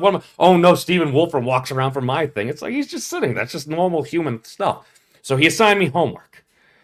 He's like, I really think you should look at these pages and stuff. So I was doing my homework. I'm sitting next to my mentor. I'm just kind of going over these things. And I had a tip at lunch, like 2 hours before from Xerxes. And Xerxes was like, you need to think about this as the flux through the hypergraph system, or like energy and momentum. So I did some calculation on my working notebook there. I put it aside, and after the meeting, I'm like, Stevens, give me this homework. I'm going through, and I'm like, he's saying, well, we need a notion of energy through time-like hypersurfaces and momentum through space-like hypersurfaces stuff. I'm like, okay, I'm reading through that. And I looked at the calculation that I did because Xerxes gave me that advice, and I'm like, Wolfram identifies this dimension as flux. And I look and I'm like, well, this number is at least within the ballpark of their logarithmic estimate. I'm like, what if I assumed this was true? So I literally put in for the flux through the hypergraph system, the Planck dimension of flux, which was a huge number. So I plug it in. Long story short, it replicated all the initial Wolfram physics project estimates within one magnitude. I have no idea if that actually means anything. If that's just a coincidence there. I'm not even sure if my justification for doing what I did made sense.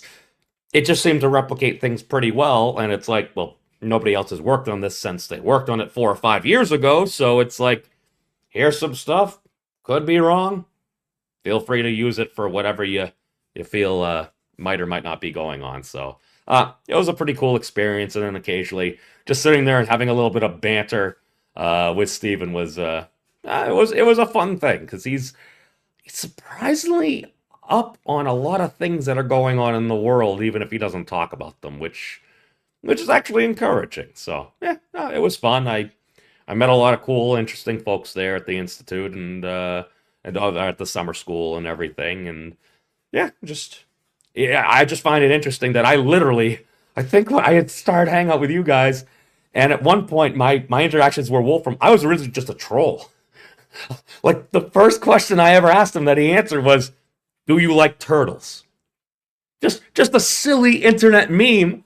He gave me a 10-minute answer about, I used to have some terrapins. I think in American English they call them turtles, but he's like, I thought they were pretty cool, and he started sharing some experiences. So it's like, literally, I went from like a troll to like kind of almost like a Wolfram disciple-ish in a way. So I'm like, he's convincing. So I didn't see any of that coming, but that's kind of what we had. Yeah, but there's some sense of the guru and saying, like, obviously Wolfran is a guru in many aspects, and having a whole educational network of recruiting the best minds, having camps, being involved. And since I've got more active in chess coaching, think there's like tournaments and chess camps and travel, and then people are keeping up on the latest talent. They're trying to recruit. What you just said there, I just changed a few words, and it's basically the exact same thing. Yes. Well, yeah, I'm saying, because for chess, you got to, if you want, champion someone, you got to get them in elementary school. You got to, you could, recognize talent. You got the talent scouts at the tournaments. And then, but saying Wolfram is more, obviously chess is just a game. Although, the nature of chess, whatever reason, it's most in elementary school, and you have so it's one of the things where people recruit child prodigies. And there's also an aspect that it's disputed, but whether you could recognize a child prodigy from chess, because often chess is something where, some kids could just excel. You could have, like 6-year-old kids that are as good as adults as, competitive players. And, you generally have the prodigy exist in 3 things, which is chess, math, and music, because they're simple. Other things are complicated, and kids can't master them because it just takes too many parts or too much build up. Video games. Yeah, no. Somebody won like the world Super Smash Brothers Championship. Was like a 10-year-old playing the Keyblade wielding Sora or something. So. Well, a lot of these things, I was saying, like if it's the Rubik's Cube and the world champion's like 8 years old, but there's a reason why different age peak or you need to, but now there's much more evidence. And, so chess, there's been the biggest correlation to how good you become at chess is actually the age that you learn. And for whatever reason, it's been demonstrated that it's extremely difficult to learn chess as an adult. Like it just, something happens that even an intelligent adult who knows how to learn things, it's like learning a language, and it's difficult to learn these patterns as an adult. So, for mathematics, if like the old school, the Freemasonry, we talk like the Royal Society, where you need to recruit the greatest minds of the generation. Like I was, like the rich dad, poor dad, the every single, what do you remember about Gauss? The distribution. Okay, but how poor his parents were. I was thinking if like Wikipedia, like every story of Gauss talks about how poor his parents were. That's what's going to be in your head. And I know I don't disagree with you, because if you're a young kid and you start making these connections early on, it's just going to come more natural. So Gauss already has the theory where his teacher, has like all day assignment of, can you add 1 to 100? And he's like 5,150. Next. Oh yeah, it was like 5,050 or something like that. Just because he realized you could go from like, well, if you paired like 1 with 100 and 2 with 99, or however he did it there. Yeah. But in Germany at the time, Gauss as a talent was able to be recognized. People paid for his education, and then he became one of the greatest minds, not only for mathematics, but to the greatest problems facing humanity at the time, which in those days was like navigation, clock, timekeeping, measurement, or mechanical, even governance, like Newton and the Mint. but you wanted to like recruit. Newton, he's one of the few people that actually had a unit named after him, the Gauss. Yeah, I'm saying Wolfram is like, he's like, in terms of, he's like the sage of the generation in the sense of like from the greatest minds of the generation in the field. He's not like a guru. He's not a rabbi. I mean, he is what he is. He's a scientist. He's an entrepreneur, but he's involved in the sense he's a disciple. Like the first thing you're saying, Wolfram, he was factually a disciple of Feynman. He's not just some physicist. He was factually a child genius that was recognized by some of the greatest physicists of the last generation and trained. And he still continues in that, in the sense of like the Gauss, to recognize these are the greatest questions, like Hilbert in his 26 questions or whatever. These are the greatest questions facing humanity. You need to know a lot. Your average person, couldn't even fathom why these are the greatest questions facing humanity, but someone who's dedicated their life to studying it, these are the greatest questions. And to know that you have to recruit the greatest minds, and just train them in the hope that they might make some small progress in these questions that most people don't even know are such great questions, that you need to recruit kids when they're young, just to in the hope that they might be able to answer these scientific questions. So I mean, I put Wolfram like definite sage of the generation in terms of lineage from the last generation, accomplishments, and being at the forefront of recruiting and training the next generation of talent. Like he's running camps. He's still he's an old man, and he's still like running camps and recruiting and training kids. He still thinks it's important to recognize the talent and get them early. He'll still hang out at the dormitories until like 2:00 in the morning, as long as the discussion is good and everything. And to be fair, number one, it's like a chess coach in that way. Like a guy who's into chess, he's still playing till 2 a.m. with just some kid the upcoming talent, and they're playing chess all night. So Wolfram, however, he's he's from the sampradaya, the lineage of the great physicist. He's continuing it. Most likely, talent could come from anywhere, but most likely, I as somebody that has spoken with Stephen, I think we want to be careful. I'm not sure we could necessarily call him a disciple of Feynman, because Feynman was kind of more of his friend. I think they were both professors at Caltech there. Was he influenced by him? Was he friends with him? Of course. They actually had a little contest between themselves. It's when they would be listening to a I thought lecturer. He was actively recruited, or Feynman actively. Oh, that wouldn't surprise me. Now, again, I might not know too ignorant on the I'm too ignorant on the history. It's just I don't want to have you say that he's a disciple of Feynman. I tend to think that he was influenced. I just talented, and he's going to spend his precious time teaching Wolfram certain things because he's talented. And maybe I'm incorrect, but I thought that that might be the case. It's just I had to push back with a little bit of love and respect, because I don't know that that's the case. Okay, that very well I'm might a religious be the case, guy. I'm using the word disciple. Yeah, they probably right. No, I understand with that. It's just I totally agree that and they might have done if we could help give more young kids a chance. On the bongo. I haven't looked into that's a positive. I haven't looked into the details, or God forbid if there's Me Too allegations about Wolfram. I never heard that, but I'm saying he has some sort of connection to Feynman and Einstein. He's not just a great mind who did something. He has some sort of direct. Did he have direct? He had a unique. Because he was identified as.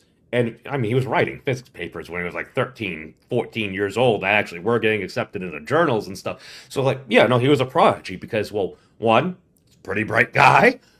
He was interested in these things and he continued to pursue them. He also had the opportunity that he was within a situation where he could pursue these things and everything. Because I could think if he was in perhaps a different situation where he may not have been able to have access to this information, this journal, this magazine, or anything, or it also didn't hurt being within range of a lot of top-notch universities and everything too. But again, incredibly bright young man, recognized as a youth, yes, and trained by some of the best and leaders of the previous generation. He had a lot of exposure to a lot of great minds. Chose to dedicate his life to it. So he's recognized as a youth for proclivity and talent in the field. He decides to dedicate his life almost exclusively to this field of research, although also entrepreneurialism and business, and is mentored from some of the greatest of the generation. And saying that, I mean, there might be a few others that you could put in the same league in that, but then, you know, from my, like, he is kind of like a guru because he's actively like he's still running camps, and like it's comparable to like chess players. Like chess people are obsessed. It's like a game and you want to win. And like, you know, Wolfran's like obsessed about answering these questions. Like, I don't even think it's the money or power. I think he's literally obsessed about just answering these questions. Yeah. No, I agree. I agree. No, just for his own personal, just knowledge about figuring out what the heck's going on. Yeah. Maybe like me, like I want to put myself, maybe, if it may be all three of us, our main driver is in reality curiosity. I think obviously he's accomplished a lot more, and he might be more curious. But at the end of the day, like I just want to know. I'm doing this honestly because I just want to know. Like there might be other benefits to figuring it out, but like something in me just really wants to know. And saying he was chosen, like he's like the Dalai Lama of mathematics, where like he, you know, like where he went to the Duvin, you're gonna get the ire of a lot of mathematicians with that one there. Mathematicians and God knows who else, but well, I mean in the sense where it's okay. But I'm saying when they have it at Hindu ceremonies for a child where they put a kid on a carpet and they put different things in different corners. They might put like priestly vessels, like money, candy, toys, and you know, like a holy kid's going to go towards the priestly vessels. So like in that sense, like Wolfram was like the little kid who like went to like the holy math vessels, the math books, because like most kids, they don't want to dedicate their life to mathematics. They don't care. They're not perplexed like that. These, you know, like Hilbert's. I have to Hilbert's unanswered questions.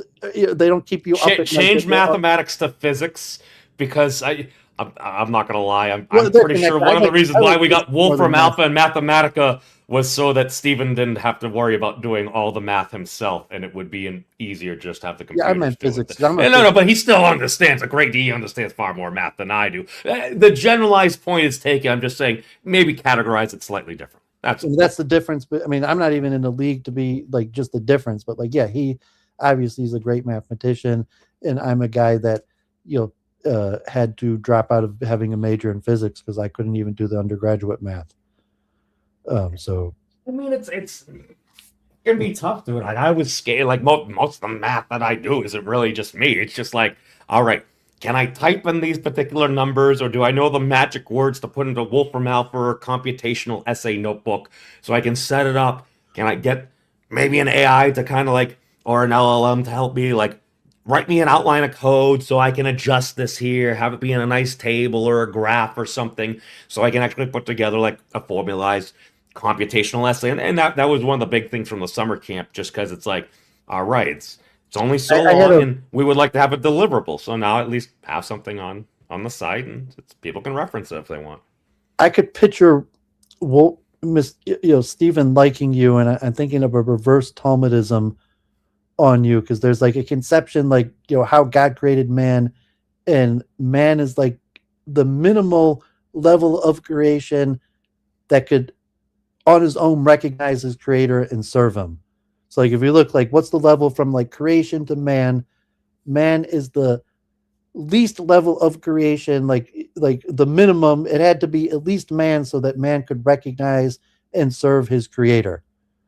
So it's just I've never heard that said before. That actually kind of blows my mind. I thought it might. So it's interesting. Was that you doing? Did you just like create that right now, or is that your general perspective? It's from the Talmud. It's a just a statement about man and creation, and saying like from the biblical, the creation was for man, and man just this level to recognize and serve the creator. But I'm saying no greater, no less. And so I was looking, your relation to Wolfran is you are the least necessary intelligent to converse or give him some insightful feedback on his ideas. I'm the minimum quote unquote disciple required to perhaps But it's like Richard Feynman instigate some actual receptor. No, I understand the analogy. I know, I get the analogy. No, it's you don't really. Thank you for comparing me to a creation. That's really inflating my ego. Well, I say like Richard Feynman used to teach undergraduate physics. If you don't really understand unless you could explain it to an average undergraduate, or whatever he said. So like Wolfran, you're like. Can you explain it to a fifth grader? Well, no, I'm saying your level, like Wolfram knows that like a lot of what he says, like your average man isn't going to get it, but he's looking, you're like the level where the technical skills are just sufficient to understand and be useful to his ideas, but like the no more level, just at that level. Like if you're any bit less, like then you like probably just couldn't understand it to hold the same conversation. But like if you're any bit more, it wouldn't be like as interesting to like test his ideas. Where he's like, oh, I wonder if memes would understand this one. Like you're like some sort of like if memes could understand this one, or at least where it's insightful for him to try to see if he could get you to understand his idea, where it's worth his time just to try to explain something to you and see if you get it. But like at some level where like Wolfram's obviously. Like and saying like where your mind falls in the spectrum of the levels of genius, because like Wolfram is recruiting and knows how to recognize some of the smartest people on the planet and recruit them as child, so he could probably pretty quickly put you in like a mental capacity for understanding various ideas and treat you accordingly, and it's probably useful in that way to bounce his ideas off of you for what his I'm saying his recruitment process, that he's able to see these kids and say, what is it that he could recognize? Who are these child prodigies that are going to be capable if they dedicate their life to, physics and study to solve some of these most important questions facing humanity? I'm going to say that it's probably more of selection bias of that he just saw my user handle enough and he's discussed with me, so he has some level of familiarity. I'm going to push back lightly, but not really. I'm just going to kind of recategorize and rephrase it a little bit. That I would say that Stephen Wolfram, and again, you'd have to ask him himself, but his general thought process is his ideas and general concepts, he should be able to explain to like your average Sally, Dick, or Jane. Now, as far as working on things that he is actively in areas of research on, I'll just share what he shared with me was that he's like, I'm like, yeah, you might not have the background, but you have at least been following. So like I'm familiar with some terminology and I've consumed enough content. It's kind of like almost like an LLM in a way where it's like I can at least say some things that might be somewhat coherent, but if I get something wrong, I can at least be corrected, update myself, and be able to at least attempt to make meaningful contributions. So it's like the general concept of the base ideas, I think most people should be able to explain. If you actually want to work on them, you're probably going to have either a higher level than the average person, knowledge in physics, in computational things, or have like a certain level of awareness and at least a minimal knowledge of some other things there. So it's I'm just kind of rephrasing what you're saying. So that was why I said the Talmudic thing about like, man being the least level of creation needed to be capable of recognizing the creator and serving, is that you have the minimum level of knowledge to understand like categorically what the idea is, why it's useful, what it's going to do, why it's important. But on a technical level, like you're not even in the ballpark. So like he could talk to you on a conceptual level of, this is the idea, this is what it does, this is why it's important. You'd be like, oh yeah, I get it. But if it's actually like a technical level of like, okay, here's the equation, here's how it works, like you wouldn't even be in the ballpark. Like it looked like Chinese to you. I mean, like that. Like it's again. I'm not going to really argue heavily against that because do I know what's going on? I have no idea what's going on. I have played with some of the equations. From the level of Wolfram, I got to get off soon. So can I just hop in and maybe finish up my Okay, I just wanted I to don't have say, that like, much to say. I'm in admiration just that I'm talking or on my channel someone that, you know, like, I like, to me, like, Wolfran is one of the greats of the generation, and just that you are, you're like, he considers it worth his time to have intellectual discussions with you, like, you know, like, props. Yeah, that's awesome. No. And you can continue it's the pretty discussion soon. I just wanted to get it. cool. No, I got to get going and doing something. I have too, his so we should books on probably- my shelf. Like, it's not Okay. the other way Well, around. thanks for sharing, memes. It's awesome that you came on, and hopefully, have you been streaming on your channel? I was literally just getting ready to do a stream about saying how I was wrong about things right after this. So Nice. Okay. Well, everybody, check that out, and thanks for everything. And looking forward to hearing all about your adventures in the future. very cool. Well, thank you for having me. Yeah, appreciate you coming on and sharing, and you know, hope our networks cross again, or, you know, your research, or you publish, or, you know, anything that you got worthy to spread the news on, like, let us know. Very good. Well, thank you guys for the opportunity. Good to always see you. Woohoo! So did you just want to wrap up, Jen, or did you? Well, I wanted to actually give my year in review, which I haven't even started doing. So, but Meme said he had to head out, so I was just saying bye because I didn't want to abruptly start yapping. All right. No, I'll catch up, and I'll be sure to do some reviews. So thank you guys. Have a happy new year. Be safe. all. Cool. Okay, Yeah, and we're I'll trying add- to do once a month. So Yeah, yeah. I'll add Anyway, timestamps. I'll add timestamps at some point so that if someone's looking for it, they'll be able to click straight to it. So if you want, I'll just mute, and you could ramble as long as you want. oh, I don't need to go for that long. I just wanted to actually get everything out. Like, sort of started with talking about it before. Like,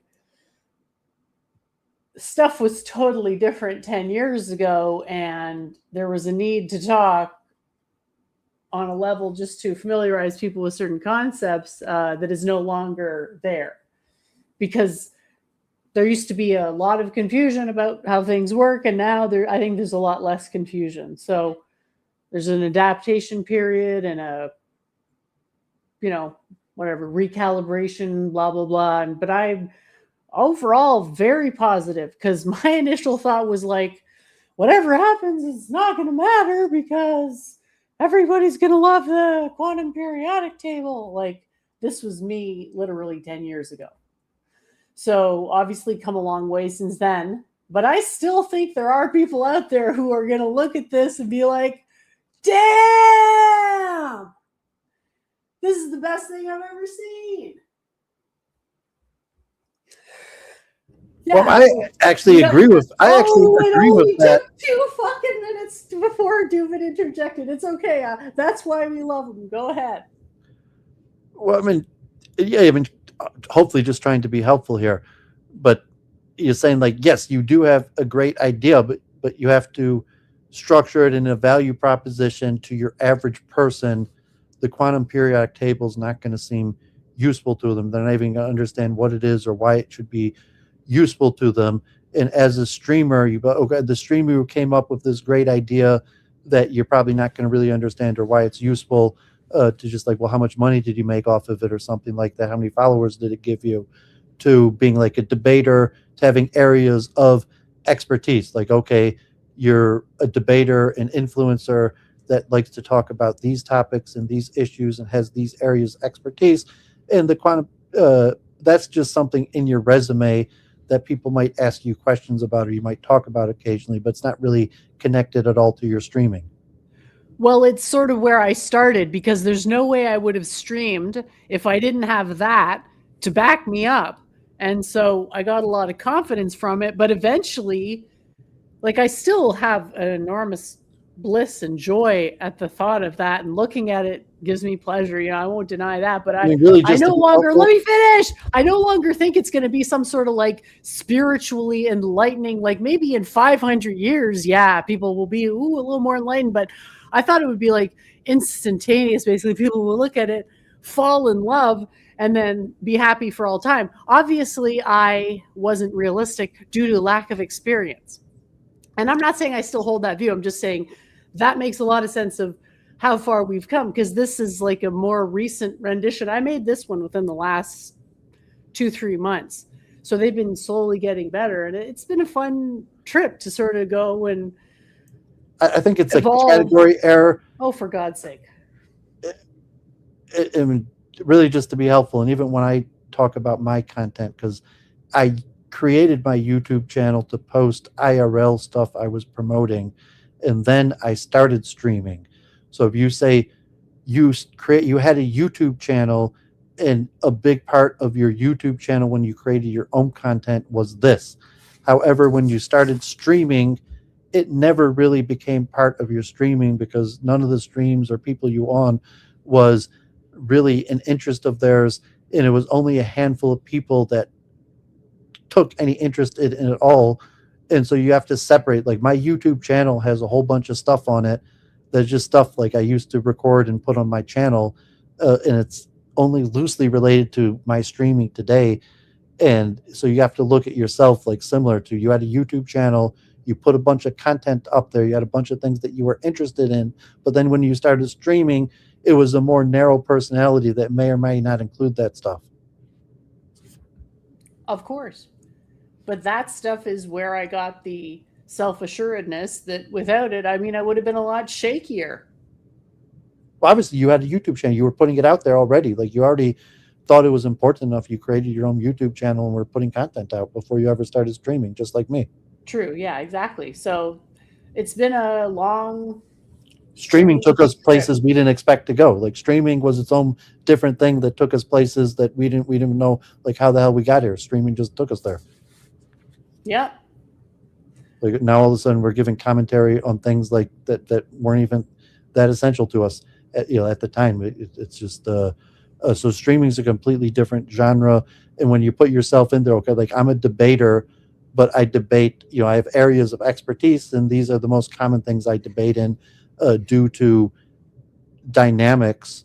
And then that was always like, that was always, you got to write, like, you record like a scientific paper, even if you did, and like, if we were going to work towards a scientific publication of that, because even if it was accepted and did have this great influence, it still probably wouldn't might not be popular or meaningful to the average person. Just like Stephen Wolfram, like you're saying, like, you have to explain to someone why it's even important. Even like the AI, the automation, even you push back, like, but the automation, that's not important. And it's like, no, the automation is actually the most important part. So it takes the greater minds to even know why the questions that should be are even important. And your average person might be counterintuitive to, like, why is that even a question? Who even cares? So you have to put in perspective, like, with the quantum periodic table, what does it mean to your average person in terms of their worldview? And that might also be like the mayavadi. Oh, now I'm interrupting your year-end review. I apologize. It's fine, but I mean, it's a fair point. It's like, that explains it. If you'd have told me that back in the day, I don't know if I would have believed you, but eventually I realized that it's just not going to be the thing that I thought it would be. I'm not saying I expect to invent something that is going to make everybody want to worship God, but you're going to completely pivot to tanking on hose. Like, God forbid. What the fuck? Well, like, modern day clue debate. What you're talking about right now. Well, I'm saying you could become like a massive popular streamer by like, dunking on hose, and then with that fame and hundreds of thousands of people that tune in to see you dunk on hose, you could pivot, bait and switch to talk about the QMPT. But I mean, that's like a streaming thing. Like, even that, like, no, like, even if you like decided to like enter the manosphere and do what's popular and fame, if you tried to pivot and talk about the QMPT, you would lose all your viewership. Sure, yeah. I mean, it's all good. That's the important thing, is giving people some way to have a better life. And eventually I realized that generative AI will do that more than the QMPT, because generative AI is useful to most people, I guess. And they can see the virtue of higher intelligence pragmatically right there in their own life. So there's no doubt. Whereas I guess this is somehow not other people don't see what I see when they look at this for some sort of doubting reason, which is fine. Well, because I'm still not done, by the way. I was just breathing. Like, I don't know, maybe you can somehow not breathe, but I occasionally need to breathe. Did you have a closing comment? Because I'm going to move on to specific stuff that I learned that happened this year. Oh, you go ahead. So yeah, AI, everyone's like, what's going on with it? Well, looking for some historical metaphor. Luckily, the internet's pretty close. Like, so we're going to, I think, see a similar kind of like market mania, like tulip mania, like it was at the turn of the millennium when everyone was putting money into the internet, that the internet's still there. So it'll be something like that with AI. Hard to know where you are in the cycle. Unprecedented financial conditions, basically Keynesianism on steroids. So it's like, I'm not privy to that information. I could, decided to make a little list of financial advice. A lot of people have financial problems because they want fucking list of reasons, just excuses to be a fucking loser. Stop making excuses to being a fucking complete pathetic loser and at least get control of your basic finances. And realize that no one's going to do that for you. And yeah, someone should have taught you, but they didn't. So how much longer are you going to go on suffering for the neglect that you've endured?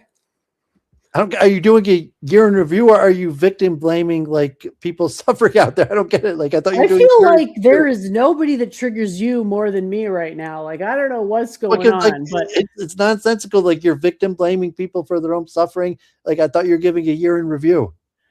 I'm saying the fastest way to change your circumstances is to change your attitude. So start having a winning attitude and decide that you are going to have financial competence. And first, step one, decide if you want more time or more money, because most people don't think in those terms. But you've got to think in terms of constraining variables, because it makes it a lot easier to weather. Holy shit, am I ever going to get through this? It's like 2 fucking pages. Like, you're preaching like to a non-existent audience. Like, I'm explaining some stuff holy shit, I never really thought you would be this triggered by what I'm saying. I'm explaining some stuff. I'm not triggered. I just don't understand why you're saying. Why don't you listen? I'm not saying you need advice on money. I'm saying a lot of people are clueless idiots and taking really bad advice. So why not just put out some slightly not as bad advice? But I mean, your year in review is like financial advice. Yeah. Like, okay. My year in review is, here's my opinion. Stuff is fucked up financially. A lot of people are suffering and it's going to get worse. So here's some ways to hopefully control your finances before your debt spirals out of control. So yeah, number one, philosophically, realize that you've got to pick whether you want more time or more money, because you got to have, it's a lot easier to live with stuff not going your way when you realize that there's a finite amount of time and money. Reduce your expenses to an absolute minimum. Stop thinking that it means something to live to flash extremely expensive stuff. Just do a temporary hermit. Get rid of all your debts and then spend that time either working up a skill and a hobby that you're going to spend your time doing because you don't need the money, or getting a second job because you do want the money. Once you've lived at your absolute minimum for a while, figure out if you can actually afford your lifestyle. If not, you got to make changes. There you go. That's what I came up with. Dating advice. This is what I thought of for that. Okay, I'm almost done my if you want to call it preaching, but this is what I thought of, and I think it's pretty good. People interpret marketing failures as budgeting failures. That's like a philosophical overarching notion in dating. Oh, I didn't say the right thing. I wasn't funny enough. I didn't spend enough time in the gym.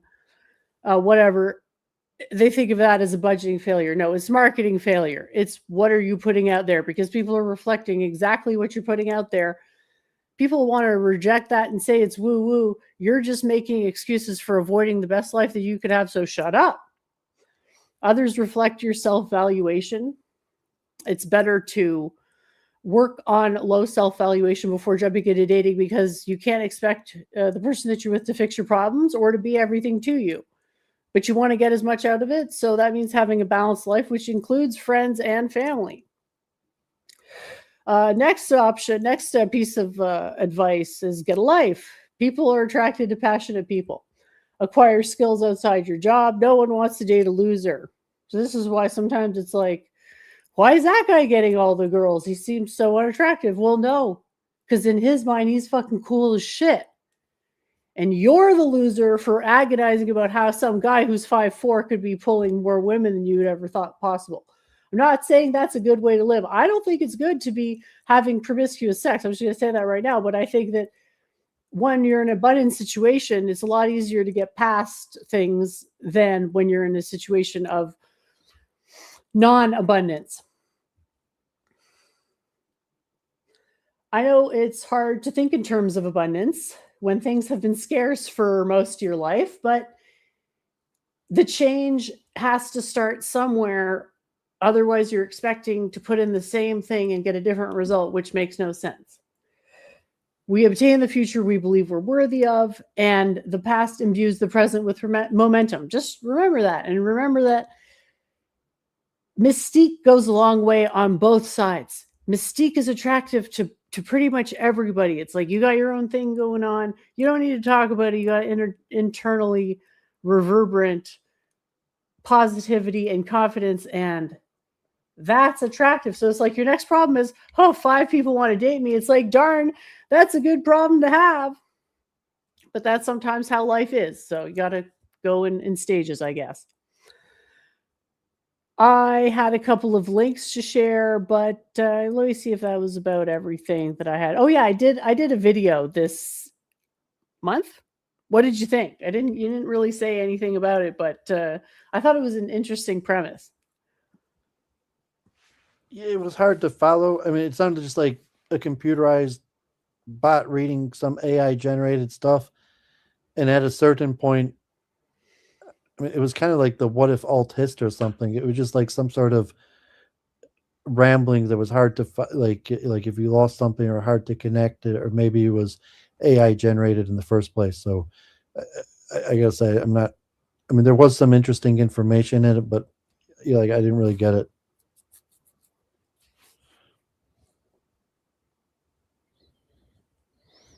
Okay. Well, that's good to hear. So the next, I just shared a video in the chat. Really interesting AI video talking about how the cost of answers, like thinking about framing things in terms of questions and answers, the cost of an answer is going down to 0. So the value of a good question, basically the value has nowhere to go but into the question. So I thought that was like an interesting thing. It's not only about markets, but like obviously when you don't have enough money, whatever, that's hard to not think about. So we do want to have good market health. It's just not the only thing that matters. So I thought that was really interesting, like to think about long-term projection. What can we expect in the future? Oh, it's all new. It's hard to know, but the basic human impulses won't change. So getting to know a little deeper human psychology can't hurt and make a transition. It is a pretty significant transition, in my opinion, a bit easier, even though, there are a lot of reasons to think that we are basically evolved to endure changes. So maybe it's not as big of a transition as I'm thinking. I guess one last thing. Let me see here. Oh, I had an interview. Let me think. No, that's about it. One last thing was someone asked me a while ago, like, why is there so much suffering? And it's an important question because our beliefs in the present determine the course of the future. So it's like, how do you answer that? And I thought, kind of go with the mathematical vibe that everybody seems to enjoy in analytic philosophy and such, is that there's only one way to be perfect, but there's a lot of ways to be imperfect. So if you think about a circle, there's only one way that line is perfectly circular. If you disturb one pixel, it's no longer a circle. It's a flawed circle. And there's many, many, many more ways that a figure could be different than it could be its own intended shape. So that was one. I don't know. I just thought that might be something for someone. But yeah, that's where I'm at right now. I'm still working on my long form writing, and that's going really well as some smaller projects, AI. I don't want to say startup because it's more of a think tank. So that's sort of the level of where I'm thinking about things, smaller groups, and making sure everyone has a chance to talk and contribute and get value from the exchange. So thanks for the chance to talk. And yeah, hopefully we can do some kind of, I don't know if you're thinking once a month or like a quarterly, whatever. I know you mentioned doing some sort of an investment. I don't know, we're talking about, and so that'll be interesting if you do that. And yeah, looking forward to seeing what you come up with in the new year. Yeah, well, I don't really have much streaming plans, and I'm actually moving away from streaming because memes showed up. I think it's the technology is moving away. I think it's just less useful. So I mean, really, it's just me and you having a conversation. Like the performative aspect is, I mean, it might change, but the value proposition. So I'm more interested in advancing my research or your research, and streaming may or may not be helpful in that. And so I think it have to be like the streaming itself. I'm not sure is worth anything. I mean, just like, or even just like catching up, or I'm not sure if that's worth anything. So I think it's actually the advancement of the ideas or the materials, and the streaming has to be useful towards that.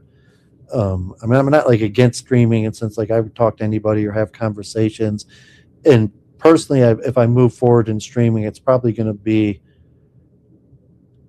chess or like chess instructional, and I'm losing like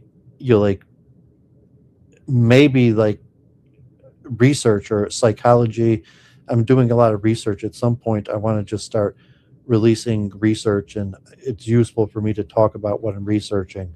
But like I don't think that interests you that much to kind of just listen to me ramble about the things that I'm reading and researching, or trying to explain and understanding. So even that, like if I did, I'd probably just do it by myself, and I don't think I'd do that anymore.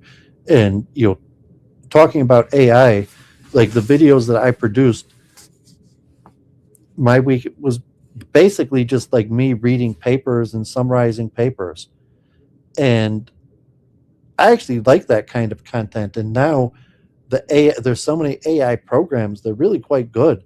And at this point, I don't think there's actually much of a value proposition to my content, in the sense of like, I don't really know why someone would watch me, or I can't even really claim that they would benefit from watching me. And then like the conversation, like I think even the streaming, like I don't think anyone's really going to get in on this conversation or something. So it has to be our research and our ideas, and then it'd be more like active inference. They're not like getting in on the active inference streams. They're getting in on the research. And at this point, neither of our ideas are really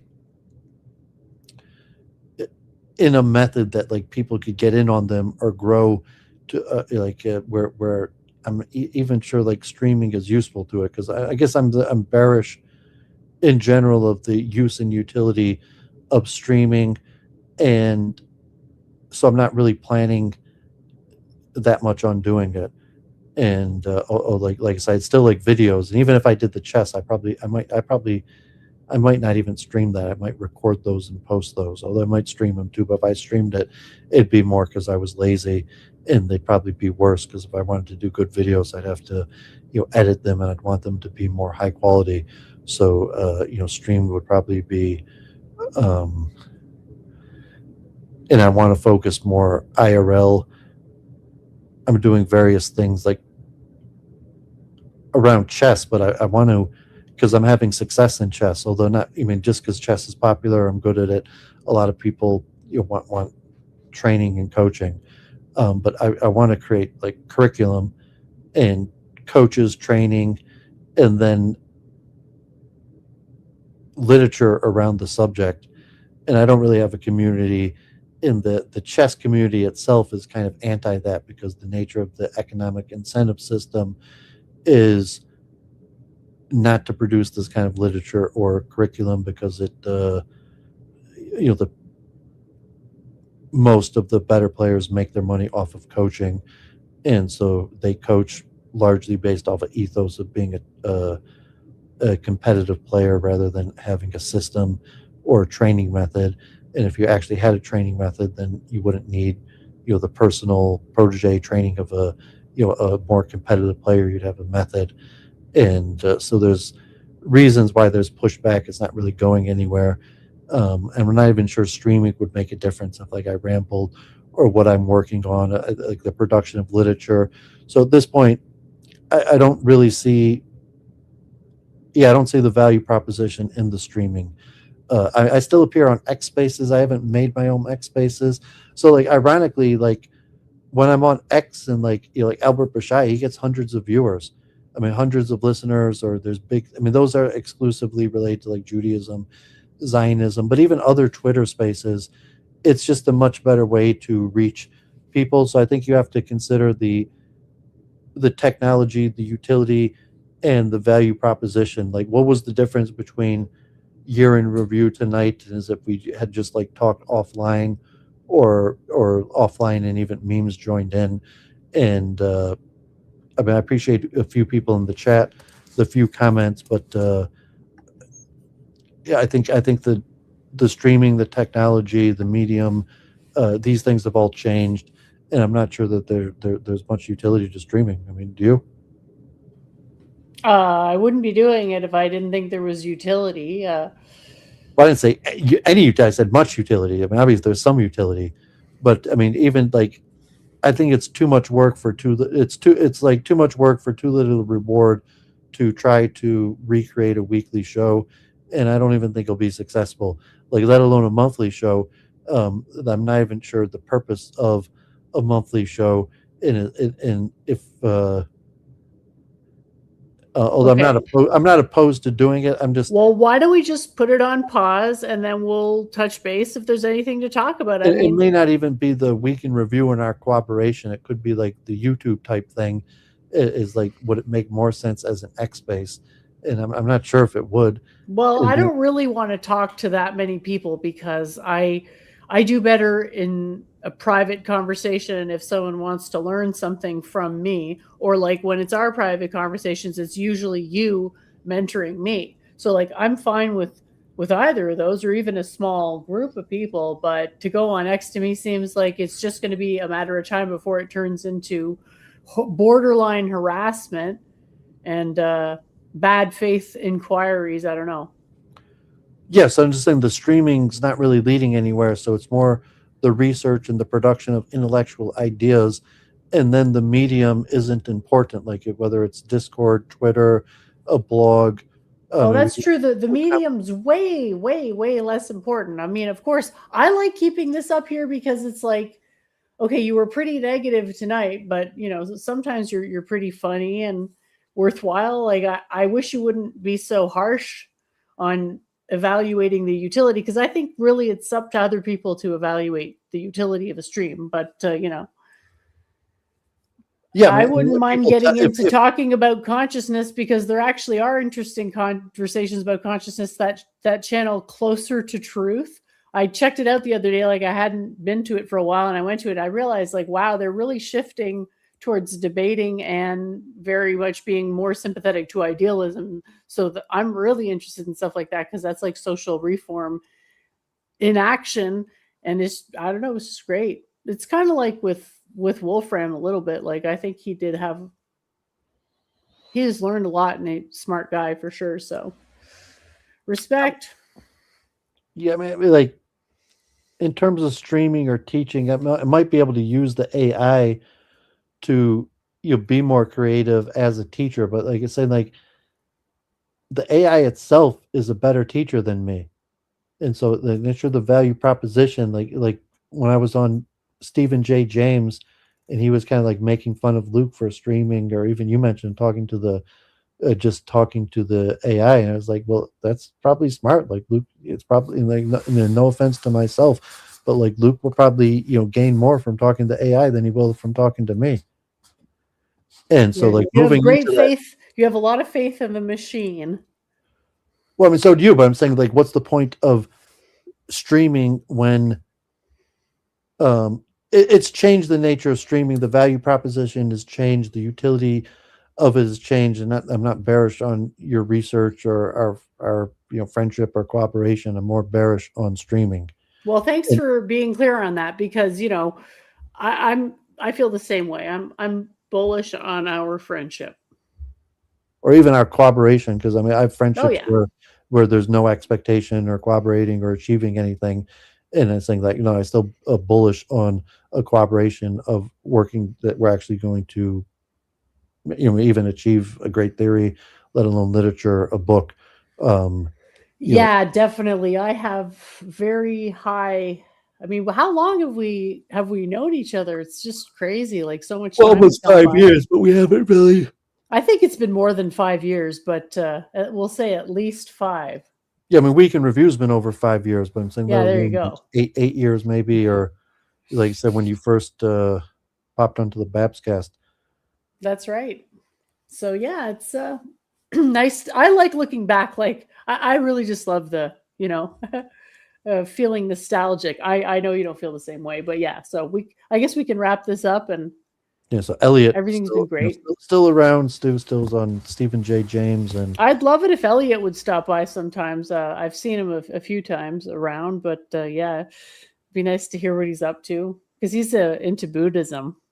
It's draining, and part of it is like, so I was on Chrono Rule and S.J. James in previous years. Like I'd done the research, I like listen to, figure out who other people are, look into them, try to be like a big tent, grow your network, and you have to, like, I don't want to listen. I don't want to like research and figure out who all these people are and what they stand for. It's they're completely irrelevant. I mean, they're just completely inconsequential. Like, no, I just want, time is limited, and I don't want to belittle anybody else to say, like, I mean, whatever. I just think time is limited. I don't have as much time.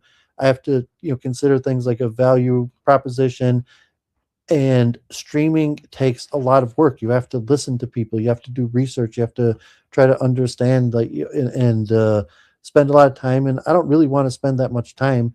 And even, sometimes in your life, you want to meet a bunch of people, increase your network, and other times your network's too big and you want to narrow it. And just in the streaming, I think the general value proposition is negative. You're going to come into more problems than you're going to come into more negative relations than positive ones.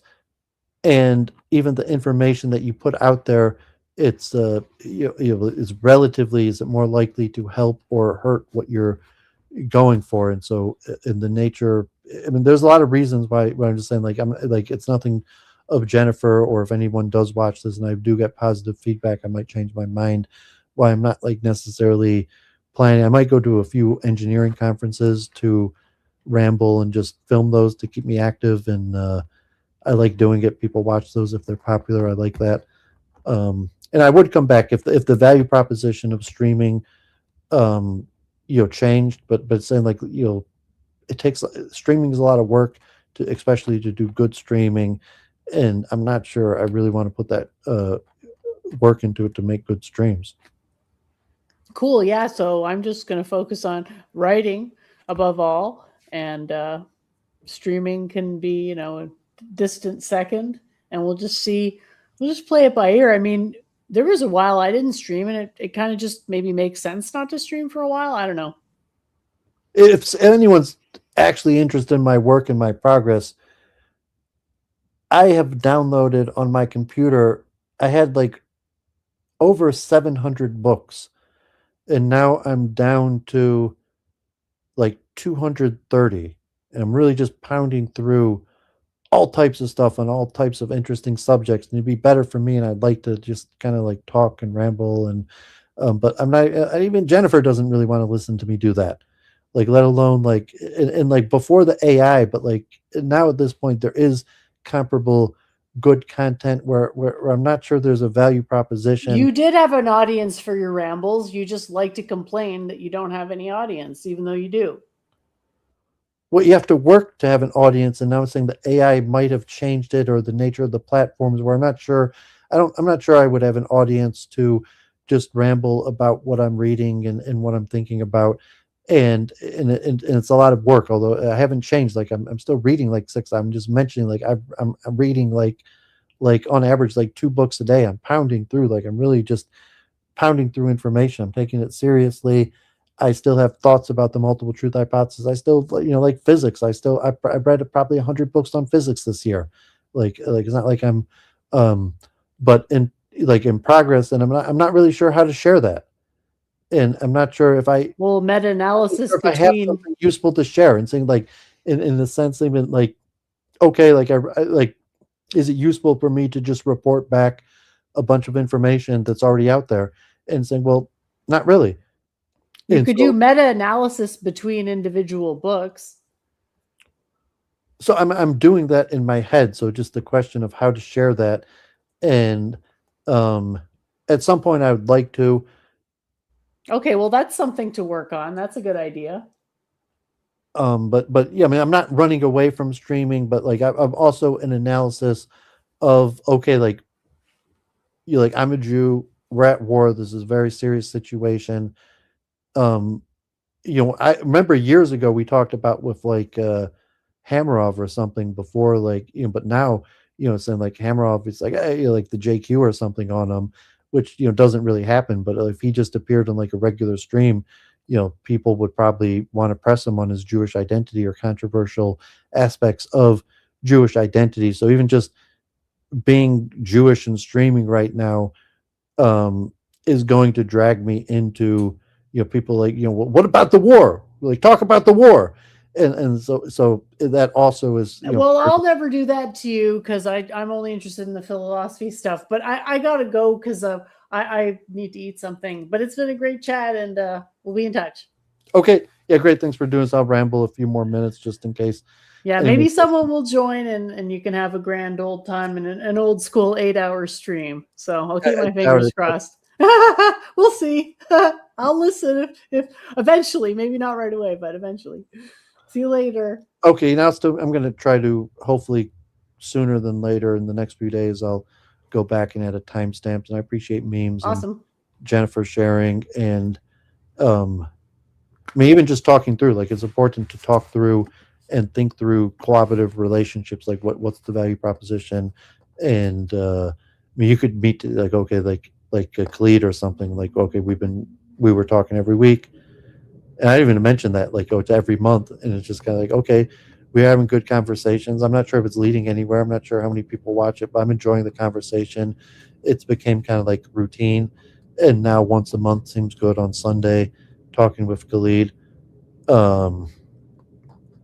I wouldn't be opposed to doing that with Jennifer, but I'm just like thinking in terms of the week in review, and then thinking like, okay, what's my week in review anymore? And am I going to give analysis on the war or Judaism, and even the identity crisis of am I just like reporting like book club with Duvid, where I'm the only one who read the books? Like I would do that also. Like I like if people tuned in, I would do like book club with Duvid, and I'm the only one who read the books. I'd rather do like book club with Duvid with like people who also read the books.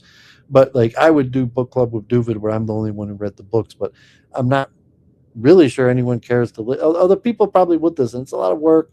And like I said, it's like my identity crisis. It's and then even think like like I gotta talk about the war and or other issues, and then even the disconnect between my IRL of because I don't really picture anybody that I know, like my family, my friends, like no one would actually watch me. So then it's like random, like book club with Duvid. But yeah, I might do. I got to think through. People could reach out. Like I have 100 people in my Discord. Not much activity in my Discord. People message me here and there, Twitter. Occasionally I appear on, people ask me You know, I chat randomly about various topics with really anybody on any social media. So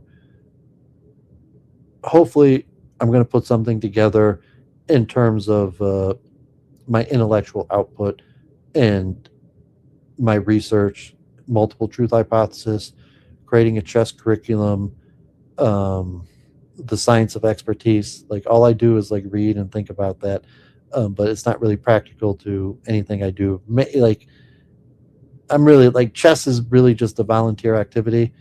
Like I mean, I think in terms of like I could increase chess as a volunteer activity. I'm actually thinking about doing it, but like realistically, relatively, like chess is just a volunteer activity. But trying to connect my intellectual ambitions to chess in terms of like a self-improvement mechanism. Um, I'm trying to think about, I'm working on that in various methods, but like, chess is just a game and it's popular. Coaching's going well as a volunteer activity, and I like doing it as a volunteer activity. However, connecting it to like theories of psychology, that's what's going on in my own head. But actually, like publish or write or share things related to it, I'd like to do that. It's a lot of work, and there's not. I got to see if there's a more receptive audience for that. But like definitely reading all the literature, thinking about that. The multiple truth hypothesis, I still think I'm going to put a book out on the multiple truth hypothesis. Like I said, when I was doing the research on my series on metaphysics and the philosophy of science, I downloaded and I got about 700. No, I probably got like 1,000. I got like 1,000 because I'm saying when I first started like really seriously reading, I maybe had like 700 on my computer, but I got through. So I probably on my computer got through like 1,000 technical books on philosophy, psychology, philosophy of science, metaphysics, various subjects, but mostly like within the realm of what will be the multiple truth hypothesis, related subjects of consciousness and the theory of expertise. I mean, there's other things like humor. I've read a bunch on humor. I wanted to stream on humor. I did a stream, a week in review, where I read a bunch of stuff on humor, but I think I could write or different things on humor or various things. I've just read like tens of books on the subject and don't know what to do with. But like me and Jennifer, like a book on problem solving. I have so much like really like, I mean, encyclopedic knowledge of a lot of different subjects, and I don't really know what to do with it. And it's really just because it interests me. Like I read the stuff, I sit up most day just reading stuff that interests me. I have this grand vision of a multiple truth hypothesis to kind of put it all together.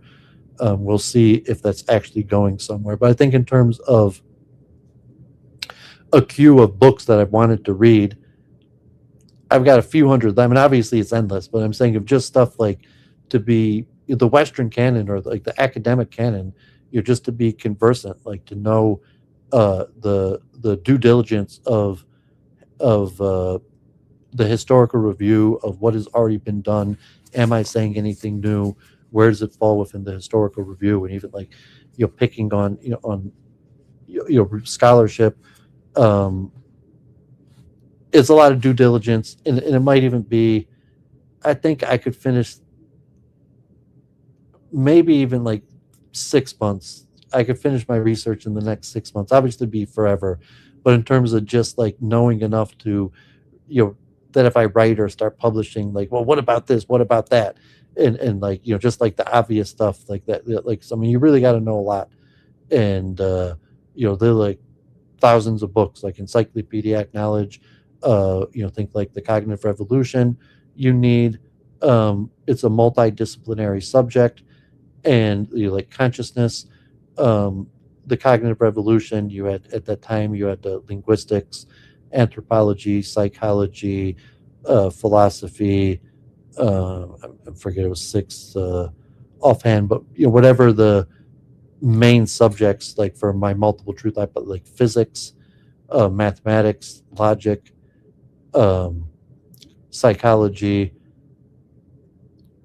metaphysics, theology, computer science. I mean, all these related things, like for the multiple truth hypothesis, that is meant to unify different fields, and even, just understand, like, what does it mean, like, why is this even a complicated issue, but just like different sciences, different fields, and how to unify them. And it's a problem that most people, don't know it's a problem, or why it's such an important problem. But from a scientific intellectual level, it's one of the most important problems, like not like the grand unification of physics, but just the transference of knowledge across fields, the commensurability of science, various things. I stream hours and tens of hours on this, and I would just think the utility, like when I was reading those things from the Stanford Encyclopedia, there's not, like, now there's a whole bunch of good content like made by AI. I'm actually quite impressed on like psychology or these various subjects, and I think there might be more that comes out. And I sometimes share it in my Discord, or but the multiple truth hypothesis, like, it requires interdisciplinary studies, and the amount of research is huge. And if you just include spiritual topics like Freemasonry, like I was saying, Claire, like moving forward, I'm coming to you as a Freemason, like, but I'm not initiated. I'm not trying to initiate you or getting you to join a temple, but like just the general wisdom of Freemasonry. And so it's not just science; it's also theology, spirituality, and like, okay, like I did my tour of the library. I had like 500 books on Hinduism. I still chant. I'm still vegetarian. I still consider myself a Hindu, but I haven't really picked up a book on Hinduism in months, like, or like studied Hinduism. Time is short. I still, like, I'd like to get back to it, but time is short. You can't do everything, and the amalgamation of best practices and wisdom, saying, is there an end to it? Somewhat the end is just to live a better life, and the results are how good of a life you lived, reputation, your family, children, wealth accumulation, statuses. There's different ways to measure, but you're saying self-improvement to live for its own sake, to live a better life. There's not necessarily an outcome to it. Self-improvement should be an end in and of itself. So I guess with that, I will end it. Appreciate Jennifer for encouraging me to do this. And I did stream, like, people, I was on Stephen J. James, from the Luke Ford, Luke Ford, who brought me into streaming, my message to the blue-eyed man. So Stephen J. James in the UK, and some of that crowd of people. And then Claire Caw, I spoke with her. I'm still streaming with Khalid. I still talk with Albert sometimes, and that's more, just to let out my frustration with Zionism and the state of the war, and God forbid it's a disaster. And I don't even know what to say about it. I did say, like, you could watch on Claire Caw if you want to know what I had to say on the subject, and it's a disaster, and it's unfortunate, and it's one of the large reasons I'm not streaming. And I don't know what the outcome of this situation is going to become, but it's not good. And so I'll leave it at that. So God bless. Thanks for tuning in. Have a wonderful year, and blessings. Namaste. Shalom. Hare Krishna.